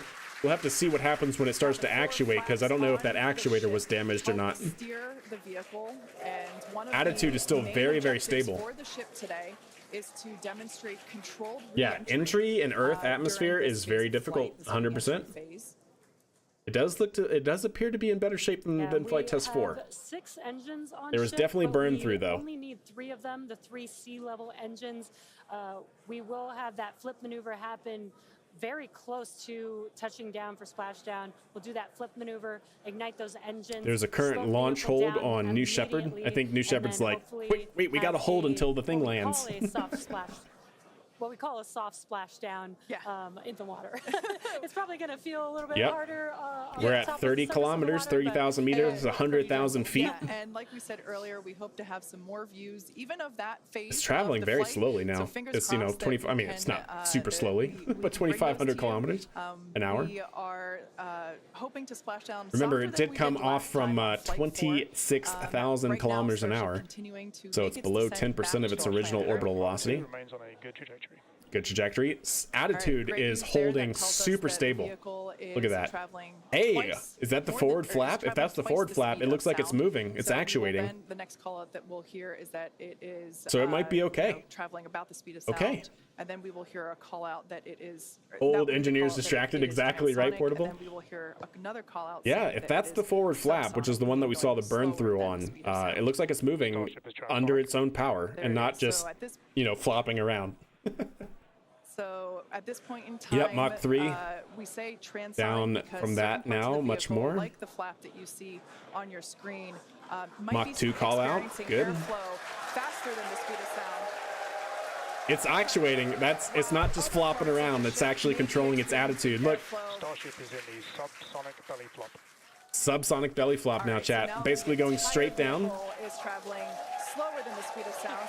So Next, we subsonic. should see a big flash of light as the engines ignite for landing burn. The 3 engines here, the 3 center engines will ignite for landing burn. Then it should go down to 2 engines for the actual landing. To perform that flip maneuver, Look at that. and It's we're perfectly- basically, about a minute and a half. It's wow, perfectly away holding from that required the landing attitude for the flip. belly flop. Yeah, the crowd's getting excited. I believe it'll here as we burn get closer 2 and then closer to 3 and then splashdown. down to 2 if Again, I'm not just about a mistaken. minute away from the expected splashdown, so we should see a lot happening coming up here shortly. We're currently You might having do a all 3 at view the start. of one of the flaps. Is that a It technical is arm? little What, bit floppy? dark on your Yeah. Screen, but hopefully we'll get some good views of the Definitely an ship improvement. as it makes that flip Still definitely got maneuver work to do. and, touchdown for splashdown. Yeah, the Yeah, guys, we 7 saw kilometers. That, we saw that speed drop. That's like a rock. 21,000 So we're feet. It's basically now doing a belly below flop an right airliner. now, or a belly flop right now. That's When what's will they kinda catch neat. We Starship saw at the the tower? high-altitude That's a great campaign. question, Andy. I have no That's idea what their the main thing roadmap about looks how like for that. Starship comes back, so Could be Flight 6. we let off pretty much all of the Because they speed haven't we're actually going gone to. We're orbital yet, essentially at right? terminal velocity. They're still Starship is at 9 suborbital. kilometers altitude, then- remains on target. I don't know how long it's going to take for them to get approval to take this massive thing over. Well, I guess it already technically does go through populated areas, but you know, over Boca Chica, over Texas proper and stuff like that for landing. I'm not sure. I don't know how long it'll take them to do that. Kilometers away. It's holding that attitude perfect. Is on target. Approaching landing burn startup. All right, watch that big flash. We'll see the engines ignite. Keep an eye on the bottom right-hand side of your screen as well. That will be the indicator when the Raptor engines ignite, if we are unable to see that illumination ourselves. Landing burn startup. All right. Oh, that was the aft flap, by the way, chat, not the forward flap. All right, vehicle's now vertical. Reflection of that landing burn. Oh, it's coming in sideways. It's coming in with a sideways component of velocity. No way we have engine shutdown. It's in the water. Look, it's bobbing up in the water. It's now falling in the water. And it's landed in the water. Absolutely phenomenal. They did both of them, chat. What? Ooh. Ooh, it blew up. It looks like it blew up, chat. They had a ship out there, well, a buoy out there. Yeah, it blew up, by the way, chat. It blew up. An incredible view of ship landing. Yeah, it's on fire. It blew up. But they did it. That was amazing. Ooh. Is that the forward bulkhead right there? Did it? Oh no, it's upside down. That's what happened. It's upside down. I think this is the engine section, so it's nose first. It's either nose first or nose up, and that's the forward bulkhead, and the nose blew off. I think that's the aft section, though. I think it's like this in the water right now. A ton of extra video of the heat shield, but we hit the target. We hit the target. What is that? Yeah. Is that a vent line that's been bent out of shape? Because we had these buoys. Yeah, this is not. It's not great. It exploded. So not completely, but it definitely blew its top off. feel like that's Did it toss the camera away? No, I don't think so. I think they had a buoy out there. I mean, everything started off today with Kind of like how they did it for the first super heavy flight or landing on flight test 4. the end of our window, 725. Wow, it's not coming on then. Yeah, no, it's not. 33 out of 33 Raptors. Thank you for the live stream. My pleasure. I do this for a living. This is what I love to do. Love to share it with you guys. Right Yeah, behind us. super good. Watched it get caught, and that broke my brain for a while. Yep, I'm yep. really happy Broke your we brain, coached broke for mine, it. broke everybody's brain, I'm pretty sure. First ever booster catch, major step on the way to rapid reusability, and Ship just gave us one heck of a show, making it through a controlled re-entry. All right, stand by, chat. I want to see this. Yeah. See, look. So that's a vent line. I can't tell if this is what's supposed to be the nose or if this is supposed to be the engine bay. Either way, it's not great. This is a vent line that we see broken off here. It's venting, in fact. Yeah, I don't know which way it actually is, but let's go back and see that landing, yeah? Right on engine ignition. So this is the aft flap that we saw. So we weren't actually seeing the front flap. We have no idea what the front flap looks like right now. But check out this camera angle. The front flap must be good because we actually saw the camera. This camera here is on the flap. It's on one of them. Did you see that, chat? It came in with a little bit of a sideways. It was still basically doing the sideways momentum that it has when it's doing its flip. So keep an eye on. So when you see it from that water shot from the forward back, you'll see the booster basically doing this, kind of sliding into position. You feel like FTS engaged? I don't think so, but maybe. I don't know. I feel like they go FTS safed. I thought that was a call out I heard, was FTS safed for landing. See, you see it kind of going this way? And then it just sits in the water right here. It's in the water and now it's tipping over.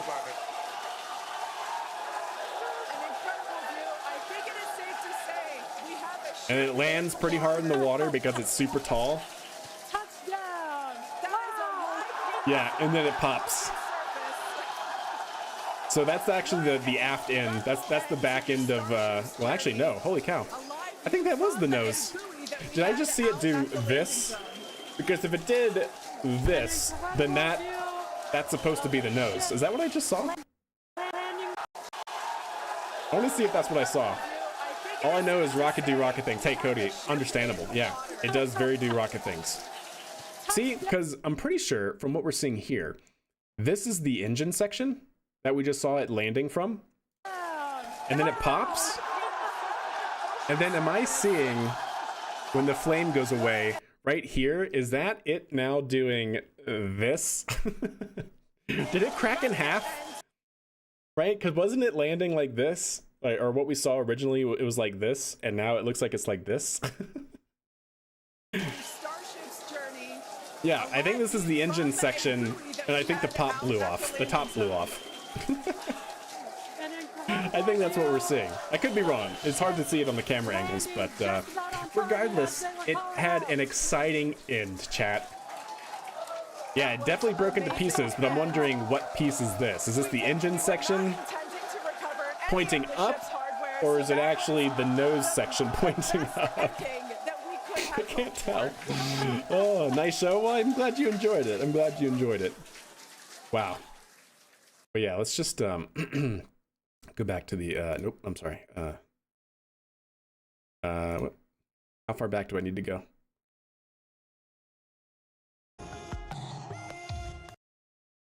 Please. I see SpaceX's broadcast is on X is poopy sometimes, chat. Oh, 1 second, chat. Is this up? 7:32. Waiting for Blue Origin. Is it still like that? Waiting for Blue Origin. Did Blue Origin get scrubbed? Sunday, October 13th. There is a launch hold. It doesn't say. It doesn't have an update. Okay. So we're still waiting for NS-27. I want to see. Can I please just... Do I have to refresh or something? Let's try refreshing.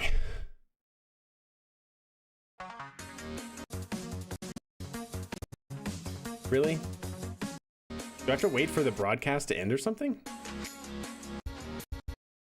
It doesn't let me pan back? How silly is that, chat? Yeah, well, there's definitely rules for that, but I don't know. Could be. Certainly could be. Please be patient. Our engineers are still watching SpaceX. Indeed. Well, it says this is live, so they're going off broadcast. I don't know why it won't let me rewind. I know, right, Tog? And usually X's live streams allow you to do that too, but I don't know why it's not. Oh, now it is. Okay, stand by.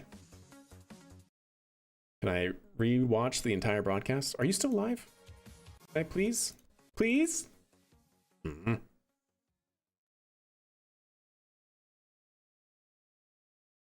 They should be going offline. That should be the end of the broadcast. And I definitely have been able to in the past go back in time on the broadcast, so I'm not sure what's happening here.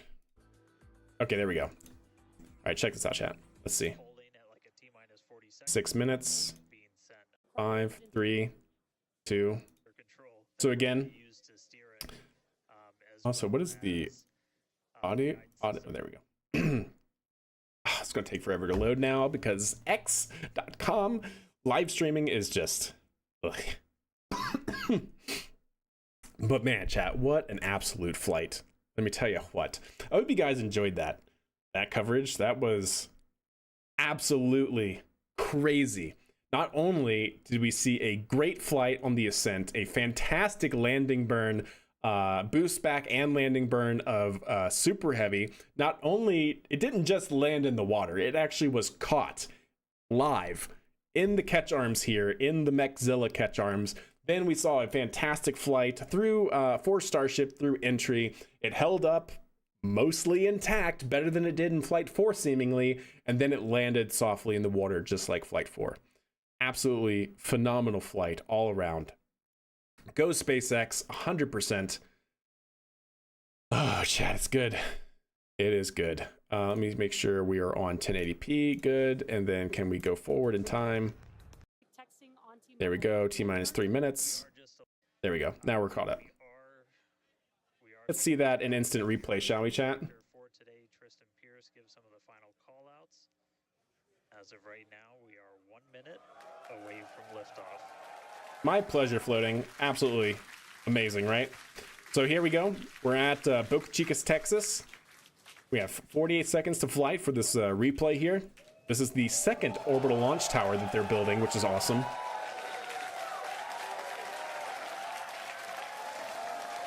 Announcing to make a competing rocket company. Yeah, exactly, right?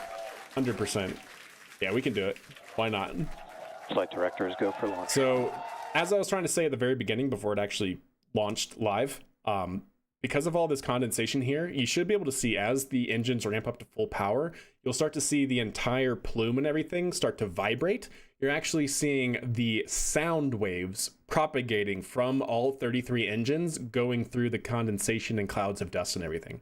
So during launch, you'll also see it up in the air as well. You'll start seeing, weird things happening off the plume. That's the sound reverberating off the ground and the rocket, and basically propagating through the plume and through all this atmosphere. So keep an eye out for that during the launch here. Further protections seem to be required, especially for their reuse requirement, Perry. You don't want to have any tiles falling off or getting damaged if you want to reuse this thing on a rapid turnaround.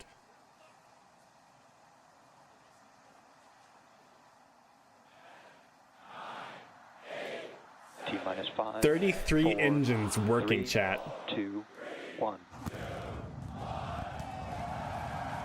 You see that? You see all the shuddering inside of here? That's the noise.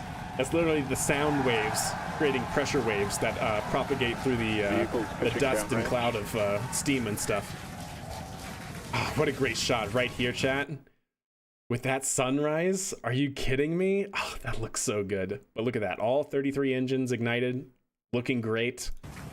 And you'll see it here as well, some of that noise vibrations propagating. See it? See it happening in the atmosphere? That's awesome. So vehicle's rolling to its proper flight azimuth. And it rolls because it actually pitches downrange in the direction of the flaps, which is pretty interesting. Have you seen Pursuit? I don't think I have, Lord. No, I have not. Avionics power, telemetry nominal. 33 engines looking great. 33 engines looking absolutely amazing. Goodness me. Max Q. Now pass through the maximum aerodynamic pressure, the most stress the vehicle's going to see on the way uphill.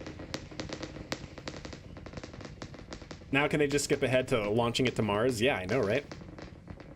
I'm with you. Absolutely with you. All right, our next major milestone coming up, it's going to be hot staging. We're going to see the engines ignite the vehicle hot stages for a few reasons. Of course, to help the separation between Starship and booster. This hot staging, the gas impingement of the Starship engines on booster also actually helped to flip booster around for its boost back burn. And then also because you're igniting your engines up here while it's still connected, you're achieving good propellant flow all the way through because you're still under acceleration when those engines ignition or when those engines ignite. So it also helps with controllability on Starship. And look, yeah, you see, missing tiles here, which is kind of interesting. See the engines on ship ignite. I don't actually see those gashes in the leading edge here at this point, but it might just be because they're in shadow. Right now, the tower team is doing their go, no go. Tower's getting into position. They're doing their go, no go. Because remember, as I said earlier, the landing catch attempt of Super Heavy was not a pre-programmed thing. Flight director actually had to send a command to the booster during its boost back burn to actually tell it, okay, you are go for landing attempt. So we're still under 3 engines. While we're under those 3 engines, we ignite Starship. Oh, look at that. You're seeing the RCS on booster help it turn around as well. And now it's doing its boost back burn. You see that attitude it's boosting back? That's crazy. I'm seeing 6 out of 6 Raptors lit. Hopefully I got a booster on the way back to me. I'm going to send it to you guys in Hawthorne. Oh man, that was absolutely Wire tiles only in the incredible. bottom I half loved how because Chamber you don't want the nominal. top of the vehicle to, that would mean it's flying in upside down, so you don't need them, right? If this is the as you can see there, side of the vehicle that should always see the atmosphere going through entry, you don't need tiles or any protection at the top now making its way because that would just back add to, twice the launch mass. site. Right Again, now, we the are- vehicle has 11 tons of tiles the booster and for the tower mass. both performing Like all of these automated tiles you checks see to is make sure 11 we are tons. go for the Double booster to that, return you're to looking the at a super launch heavy pad vehicle, for and that catch. only takes away And from its once those are payload complete, capacity. the flight director So if you don't need them, don't use them. Flight directors go for booster return. And yeah, the black bits here, those are the tiles, heat protection, We did thermal hear protection. that the tower is go for catch. So For go that for was catch? one of the big criteria we were looking for. This view We'll here, wait to hear that the Yeah, so to speak, we'll wait right? to hear that Because the you go definitely for don't want catch to has been you set. want to maximize your payload capacity beautiful view here from the because that's ship. what the vehicle is supposed to be used for, whether it's carrying And so humans exciting or to hear cargo, that it's we got a payload. go for And booster if you make catch. it heavier, That then means you it's take gonna be away a from that really payload. Exciting morning. Again, the booster is making its way back towards. Oh yeah, you definitely don't want now to skip out land, on heat. in order But what's to make important to that- note, right, Cody, is that heat up there as it's going through entry at super high velocities like Mach 5 and plus acts way differently than heat down here near sea level going, even just supersonic like Mach 2. Because the vehicle itself, and we actually saw this, we'll look at it once we get into the rewatching the Starship going through entry. The hot stuff, aka plasma, quite literally it's ionized gas that gets superheated from impacting the vehicle going Mach 10. Because it's going so fast and the atmospheric density is so low, really high in the atmosphere, those particles that get really hot do not have time to wrap around the vehicle. So your hot stuff really is only the bottom, the leading edge of your vehicle. Because as soon as something hits it, it's going to expand outward. And it's not going to have enough time going that really high velocity to come back around to the top of the vehicle. So you don't need any protection on the top of your vehicle. The space shuttle, as a perfect example, the space shuttle did the exact same thing. On the top of the space shuttle, you had no heating, or you had what's known as nomex, basically big fire blankets. But that's all it was. It was a very lightweight, sort of like insulative blanket. They weren't actually the hard heat shield material. The reason why Starship doesn't need any sort of like Nomex blanket material is because it uses steel. The shuttle used aluminum. Stainless steel that Starship uses has a very good thermal quality up to like, 1500 degrees, which is, I think even more than what Nomex fire blankets can do. So the material that Starship is made out of is also naturally heat resistant, which is good. Catch attempt in the tower.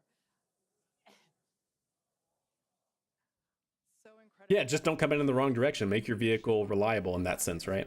All 6 Raptor engines are under full So there you power. can see the hot staging ring has been jettisoned. Once again, I was really the hoping we could get a ship, view of it the like we did booster last is time making from the its way booster. back But that is the to hot staging ring. launch site. That We are part going on the to top try popped and off. Catch it using the chopsticks They on do the that in launch order tower. to Tower that it just improve the dynamic stability of booster, because this hot staging ring, because it has to take the brunt of 6 engines from Starship during hot staging, it has to take that force. It's a pretty beefy reinforced part, so it's really heavy. And basically, I think it was flight test number 2 that they saw, or maybe it was flight test number 3. That booster with that hot staging ring on, it creates a lot of drag, and it actually ended up tearing off the hot staging ring anyways. And it also made the vehicle very unstable because it's a lot of mass high up on the rocket.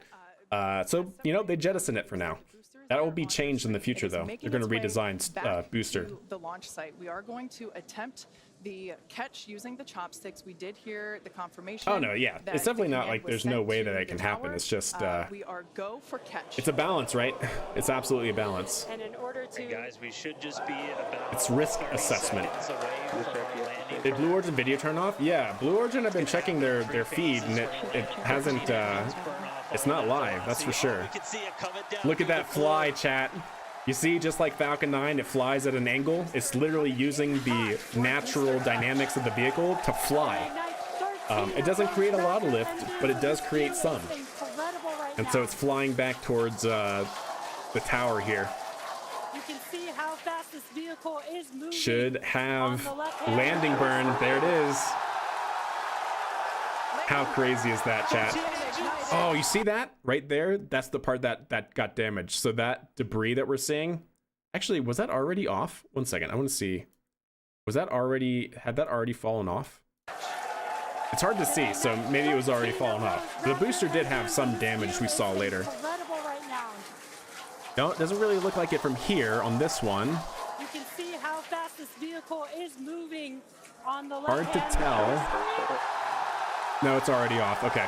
So what we're seeing there is some of the heat shield material on the bottom. 3 Raptor engines. We can see those chopsticks. Oh my gosh, chat. Absolutely, again, that is just crazy. Oh, right here I was nervous.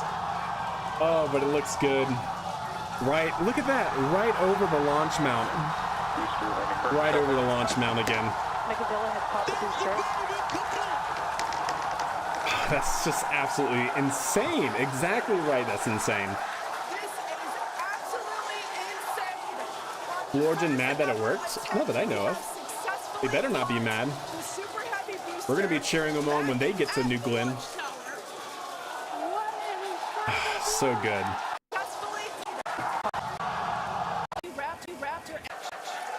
That's just, I could watch that over and over again. Did it do a roll? I don't think so. We'll see. Let's check it out. How fast this vehicle is moving. It definitely does roll. It doesn't look like it rolls too much though, no. We're now down to 3 It's rolling a little bit, but it's mainly yawing. See those chopsticks now. Look at that angle. Oh my goodness. Tense. And then no problem. It landed on the pins, chat. It landed on the pins. Oh, absolutely amazing. I'd like that, Cody. That would be interesting. Do a flip for 1,000,000 bits. Stop it. Yeah, indeed, Carhill. You're not wrong. You kidding me? Yeah, definitely a butt clincher landing. No doubt you. So good. So that was the landing. I don't know if we see it on this camera angle. Oh, we do. So one of these chines on the side, one of these nacelles or whatever you want to call these structures, like on the SR-71, they were known as chines, like very thin static leading edges. You can see right here, there's a gap missing out of this one. So one part of it did rip off during the atmospheric reentry or what have you. But that's fine. That can be fixed. It obviously didn't affect the vehicle too much aerodynamically, so that's a positive. These cover up like COPVs and part of the electronics and things that are on board Super Heavy. All right, so let's go into now this fun stuff. So yeah, as you can see, as we kind of bridge through here, what you're seeing here are the different expansion shocks that are happening during entry. So this is the really, really hot stuff. And this is what I was talking about. As you can see, because the vehicle is moving so fast, quite literally the particles of air that it does hit superheats and ionizes instantly to turn into this glowing hot plasma. But you can also see that because the vehicle is moving so quickly, the plasma gets shot off, outward away from the vehicle. And so there's not really anything happening up here. It's basically void. It's a big drag area. But yeah, let's see the landing and some of the reentry again. Elon Musk makes spaceflight history again. 100%. Absolutely crazy. Like, I just can't believe that first attempt chat, they landed Super Heavy in the Mechzilla catch arms. Absolutely crazy. And we saw oblique shocks. That's right, oblique. we saw at we were talking about this at the very beginning of stream, so if you guys missed it, NASA Spaceflight, which by the way represents NASA Spaceflight, they do 24/7 coverage of Starbase, and they cover like every SpaceX launch. It's fantastic. They're fantastic people. Go check them out. I think DOS, one of their producers, did a video, an analysis on how accurate Falcon 9 landings are on the drone ship. And the Falcon 9 lands on the X, like within that X on the drone ship, 68% of the time, which is great because 95% of the time they're within that big circle that we see on the drone ship. But it does kind of bring into question is like, how accurate does Super Heavy have to be to get within those much smaller catch arms for an actual catch attempt? Is 68% precision enough? It seems so. Of course, Super Heavy, the big difference between Falcon 9 dynamics and Super Heavy dynamics is that Falcon 9 cannot throttle down their engines enough to basically hover, and Super Heavy can. So Super Heavy can basically get it to a very, very, very slow rate and can essentially translate sideways if it has to. And so having that additional controllability clearly had a fantastic benefit to Super Heavy for these launch attempts, which is absolutely just amazing. Are you going to make a catch tower for my vehicle and KSP? I don't know if we're going to go that route, but we'll see. We'll see. We'll play around with it for sure. I really wish SpaceX... I really wish the live stream would come back. That'd be great. Well, this is not even a live stream anymore. It's a replay, but... that final moonwalk with SpaceX logo is going to be a reaction gif. It will, yeah, if we see this, that would be pretty crazy. I can't wait for this to be flown to the moon, HLS landing style, human landing system style. It's going to be good. It's going to be good. Come on, live stream. I have to refresh, maybe. Yeah. L's for doing this on Twitter, but it's okay. Or X. Points on the flaps. Those get so yeah, this is what we were talking about before. And what you're seeing here, all this light up here, there are vents and RCS control on the back of Starship. And when those vents release their gas, they interact with the superheated air around it, and they basically light up. So it's kind of cool to see that. You can kind of see it off of this vent right here. But when it actively does RCS control, literally little thrusters for gas to shoot out to help it maintain stability, it interacts with the plasma, and you get that cool lighting effect.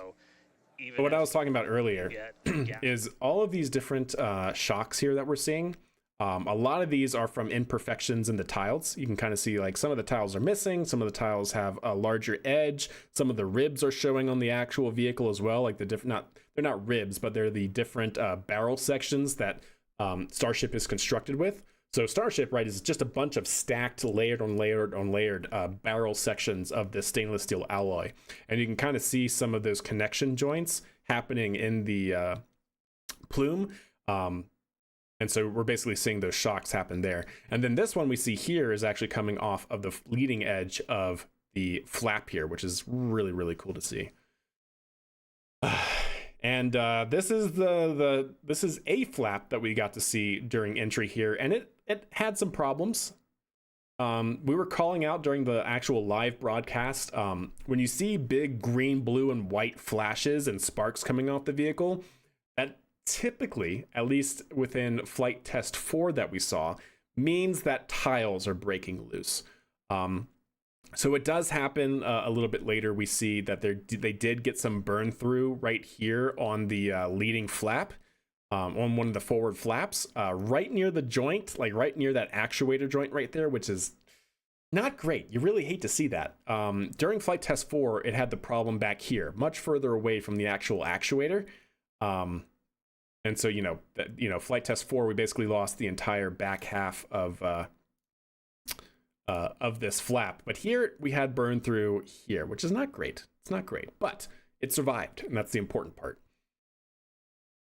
I'm excited for all the memes. Yeah, I know, We're right? about halfway through the peak heating phase. Like I said earlier, this lasts. Oh, interesting, Cody. 10-ish Interesting. Minutes. Absolutely incredible. And Very we did good hear work from these earlier folks. that I was thinking the flaps other day have whether control of the there vehicle, is so any also overlap between the good amazing news hover there. landings It we is have seen from incredible that SpaceX we and the basically Curiosity had landing on views the Mars by entire NASA. time. Right. That's an Yeah. interesting point, Thanks Alti. to That's an interesting My point. memory did black out a little bit after booster catch. So this is I the think we aft will flap that we're seeing. This is basically this but, one, or maybe you know, the one on the other ultimately, side, post-stage, looking we had some beautiful views of at planet the Earth flap in the back. behind the ship as it was. So in the its back, orbit. the flaps in the back look And I perfect. also do want to point out They on looked the like they right-hand held up very, screen, very we've well. got, a more We're starting to see encompassed as we get view into of the thicker flap, atmosphere, as we mentioned, the leading edge of the plasma is actually getting closer and closer to the vehicle. And if they go back to this view, you can see some very, very white hot plasma accumulation right at that leading edge joint on the flap. You see that bright spot right there? So basically what's happening is air is getting trapped here, and because there is a an overhang on this flap edge, you're getting plasma accumulation right there at that joint, and so you're seeing that kind of go over the top of this leading edge, which is really cool to see. Totally fine because there's tiles there, it's totally protected, but it is a very, very hot point. Now we heard a call out there saying that engine chill has. And now we're seeing, now that we're getting into the thicker atmosphere and slowing down, we're starting to see some of the plasma come off of the vehicle. And if you've seen some of that fairing video, let me see if I can bring that up. SpaceX fairing entry video. Let's see if I can find it from here. Yes, from here, chat. This is basically what we're starting to see. So this is actually a view from one of the fairings during entry. And so because we're slowing down, we're getting into the thicker atmosphere, the plasma is now able to reconnect really, really far away from the top of the vehicle, but we get these amazing plume effects going off to the side. That's all plasma. Yeah, this is coming from space.com, by the way, who I think is videos from space, yeah. So really, really cool to see. And that's what we're seeing here. Except we're not looking up, so we're only seeing the side part coming up. For a little, actually, a while longer. We have about 10 minutes or so. See that boundary layer getting super close to the vehicle? Oof. All that white hot plasma. Looking good. Landing flip. Let's go a little bit forward in time here. Pass through the peak heating phase of flight, approaching maximum entry dynamic pressure. So they have now, during that call out, passed peak heating. Peak heating coming up is basically. You're starting to see that leading edge on that cowl here, or on that nacelle part, get kind of that part basically smoldering. It's quite literally smoldering. You see that little bit of red there, and you'll see that later as well, all the way through the tiles. But hopefully we're going to start feeling a little bit less. Starship's not intended for tower landing, also landing on a planet with nearly 3 times the gravity of the planet it's intended for. Which one are you talking about? Starship needs to be wider to use more cooling tower. Why? Yeah, but then you make a much heavier vehicle structurally, and so then you need a heavier booster. Yeah, it's a tough design challenge, right? And I believe Starship is intended for tower landings, for catch tower landings, but they're going to have to offload booster, to my understanding. I was thinking that Starship was going to be caught by the tower, though. But basically, catch Super Heavy, move it off to the side onto like a platform to move it. Then they'll catch Starship, put it on a pallet to move it, and then they'll bring back the Super Heavy, stack it on the OLM, bring back Starship, stack it on the OLM, and then launch again. Could we say plasma is all what we need and use for lifting to space? What do you mean? We're starting to move closer to and booster work is done. Booster work is done by plasma. Oh, you're talking about like for ignition and like the actual exhaust and everything? No, it's not actually plasma, unfortunately. Plasma is different than chemical engine ignition. We also have, I don't know if we can see, look at that, get red hot chat on the leading edge of this flap. Silvery looking tiles. And right here is what we were talking about. This is the forward flap. We're getting burned through. You can see it's glowing red hot on the inside. That's bad, chat. Last time we had it back here. Last time we lost the entire back flap or back end of the flap. But right now, right at that joint, we're getting burned through. To lose its strength, not necessarily melt. And so if we see stuff melting, we know. Oh, I see what you're saying, Breck. Oh, yeah, Earth, yeah, 3 but, times. Yeah, gotcha. Yep, you're right. Minutes since launch, coming up on You're absolutely right. transonic and everything, just about 3 minutes. Yeah, it is supposed to have landing legs for Mars landing and of course moon landing. Now the views here, we have coverage of all 4 flaps. Oh, that burn through though. You see, it looks so bad, but it holds up really well in comparison to Flight Test 4. Isn't that just wild, chat? That's absolutely crazy. At the forward end and 2 flaps. See, I was worried, and we never really got to see this flap again, unfortunately, after the burn through occurs. I do wonder if, you know, if the actuator was damaged, but it maintained controllability, so probably not. But it's just, that's the joint right there that's used to actually actuate the flap, and it's just, oh, it's burning through right at that joint. It's not great. But luckily, what I think kind of saved Starship here is that this occurred really late into the overall flight re-entry profile of the vehicle, right? We already heard the call out that they passed peak heat rate. Peak heat rate, there are 2 different metrics that you want to look for when you're talking about re-entry of a vehicle. The first one is peak heat rate, basically how much heat flux there is on the vehicle instantaneously. Like for every point in time, how much heat is going into the vehicle, right? That's the instantaneous transfer of heat. Then there's the second one known as integrated heat load, and that is how much heat overall throughout the entire reentry has been soaked up into the vehicle. So for example, the space shuttle, because it was a lifting body, had a very, very low peak heat rate, but it had a very high integrated heat load. Why? Because it was a lifting body, so it traveled through reentry on a much longer duration. SpaceX is kind of, with their Starship, is kind of in the middle there. It's not really a lifting body, or it's not really, it doesn't generate a lot of lift like the space shuttle does. It does generate lift, but not as much as like the space shuttle.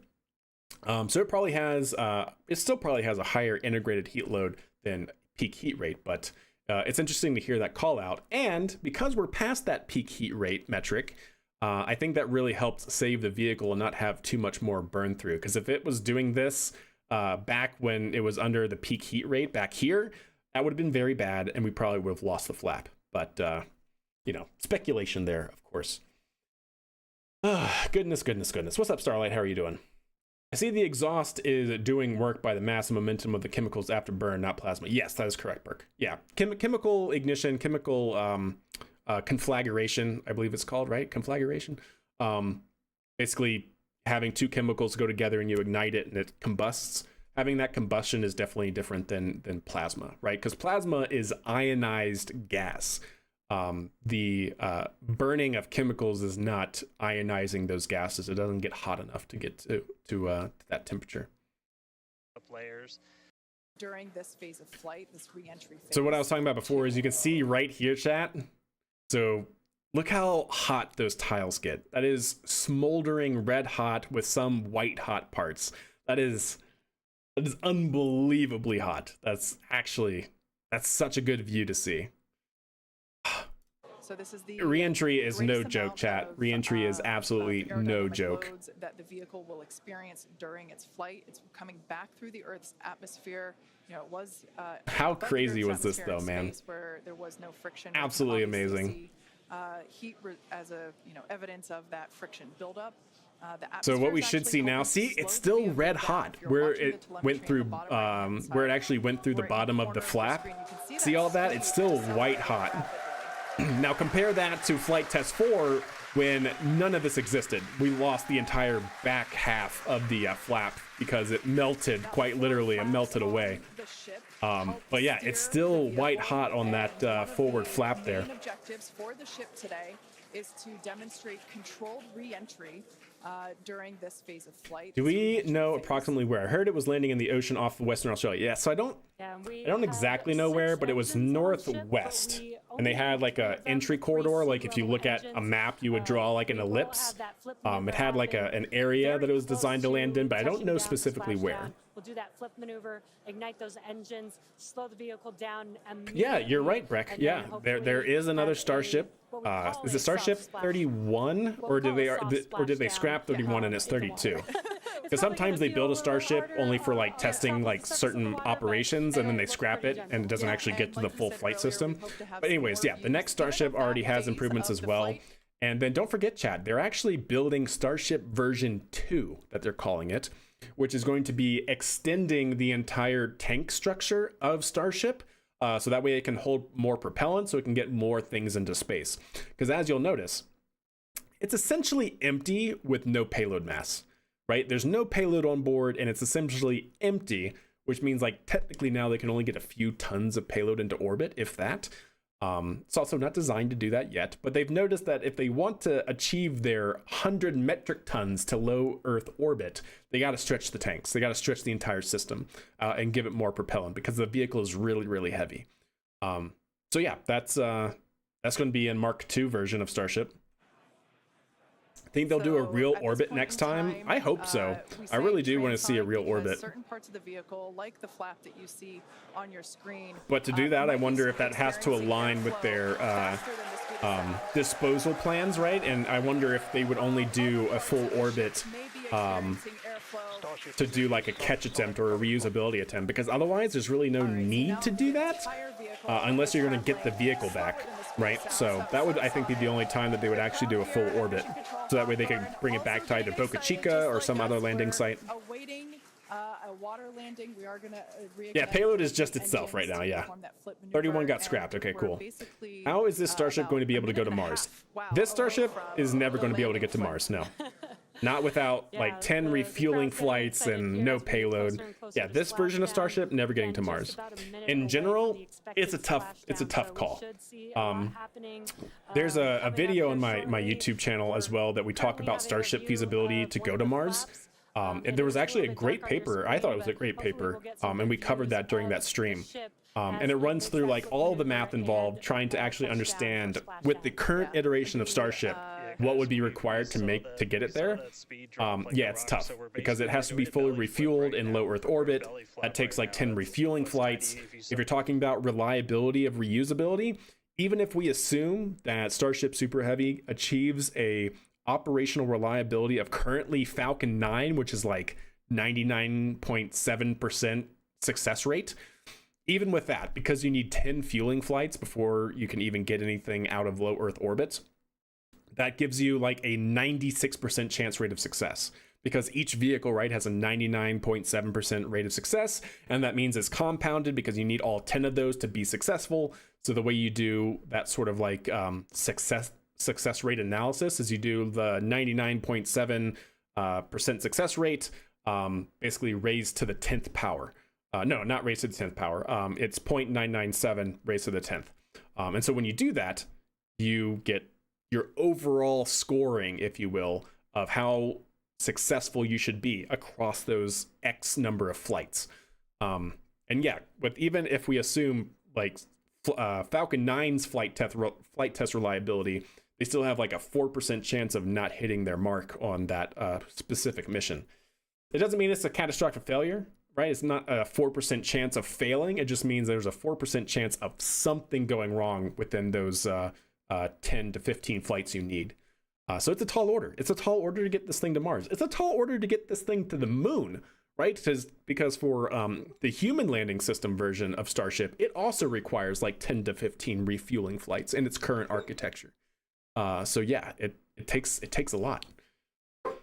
What's up, Ed? How are you doing? Saw the high altitude campaign.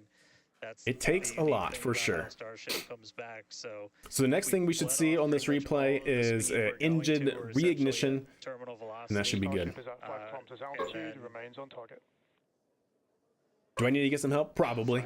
Who knows? Who knows at this point? But looking good. So next thing we'll see is engine ignition on Starship. It'll take it from its horizontal attitude back to vertical, and then we'll see it land. 2 kilometers away. Are they trying to catch Starship also? Well, not this flight, but in the future, I believe that's the plan. Yeah, they want to catch Starship in the future as well. That will be the indicator when the Raptor engines ignite, if we are unable to see that illumination. But a fueled rocket is not going to work in the vacuum of space. It should. Absolutely, it should. Why wouldn't it? Rocket propulsion works within a vacuum. So long as you bring your own oxidizer. You can't, of course, use the atmosphere for air, for oxidizer, for oxygen. Oh, that looks so good. Nice, easy landing. Right in the water. And then tip over and explode. It was certainly an exciting end to this Starship. There you can see it hit the water as it tips over. We get to the buoy nearby and an explosion. Yep. What an exciting end for that one, though.